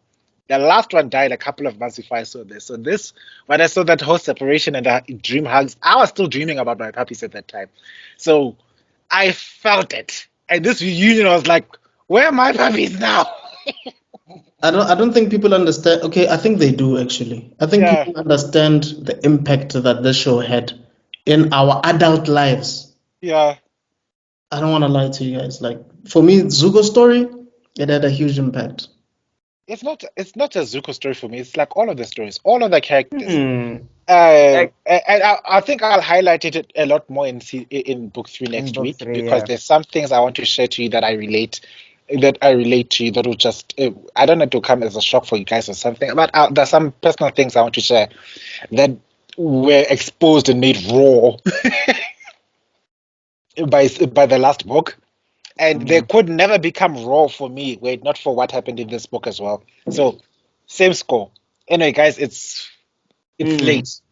Yeah, Yeah, so one day when they're making a Yeah. documentary, they're gonna just say how much I'm slave running you guys. So then, Like the thing is, if you cut out that reaction and it's like 1 hour, they still have 3 hours of Avatar content. yeah, I'm just gonna I'm gonna put up the reaction to the video first, like okay. in a separate video. So this video is gonna seem shorter than the others, but we've been up for damn near 4 hours now. So well, it is 4 hours. So thank you guys for lasting up until this long. I hope that you like, share, comment, and subscribe. Please follow all these other guys on the various social medias. Zuko, you better put on your link. You put on your Instagram links here because you send me funny shit all the time. Hey, God. You and Zuko, your messages, your DMs every week. I get the weirdest ish. Buckmeister's the It's only not one. weird. It's Hilarious. relevant. Yeah, It's hilarious. Yeah. Buckmeister's the only peaceful one. Like he's a real nomad on Instagram. Yeah. Jeez. I need to annoy him. I'm Fire Nation, so I'm all about chaos. I'm all about bringing chaos. Anyway, um, please, like I said, like and follow us on all of videos. Follow Mr. Extrodin on his channel. He talks about serious stuff. He deep dives. We talk about semantics. He deep dives in this thing. If him and Rob were doing this thing, we'd have been talking about episode to episode, and we'd be like, wow. But so if you want to have an It'll also in-depth be look 20 hours. an in-depth look at it, very relevant information, go to Mr. Extrodin. BuckMeister, he has a beautiful channel here, Geek Heresy. Um, He's the what? OG, man. He's the OG, literally. He's the He's the OG. Ironically. ironically, yeah. So he's the OG. Follow him if you want to see all the all the nitty-gritties about different characterization. Get his book. Follow, listen to what he has to say about recast T'Challa. He's saying very important, very poignant things, and the arguments against it don't make sense. I've joined Twitter. I've been watching the reactions, and I'm thinking, these Yeah. people are just complaining. Did you see his response to that other guy? He was like, dude, what are you talking about? This guy was also raised by like his uncle and whatever, or stepdad, I forgot. It's like, Hey, what? don't start recast T'Challa now, guys. We'll see. Yeah, so recast T'Challa. Pila is with me, guys. So don't worry. If you see No, him, Kila is Beyonce if he Kila is never went Trump, solo. Yeah. Kila's Beyonce if she never went solo. yeah, exactly. If one day when you're super famous, he'll have his own Instagram and only follow one person. That's gonna be interesting. I just feel like if he wanted to do this, he would do it, but he doesn't want to edit. That's why I'm saying he's like Beyonce. Yeah, I'm good. Anyway, as I mentioned before, I want to become more viral than Herpes, and the only way Herpes spreads is to mouth. So please spread us, talk to us, spread the word, share our links, share whatever, share TikToks. You guys are doing wonderful work on Twitter. Thank you so much for the love. I'm seeing people joining the channel now, subscribing thanks to it. So yay! We hope to we love you guys. We hope to guys see you next week. Great, peace out. Cheers.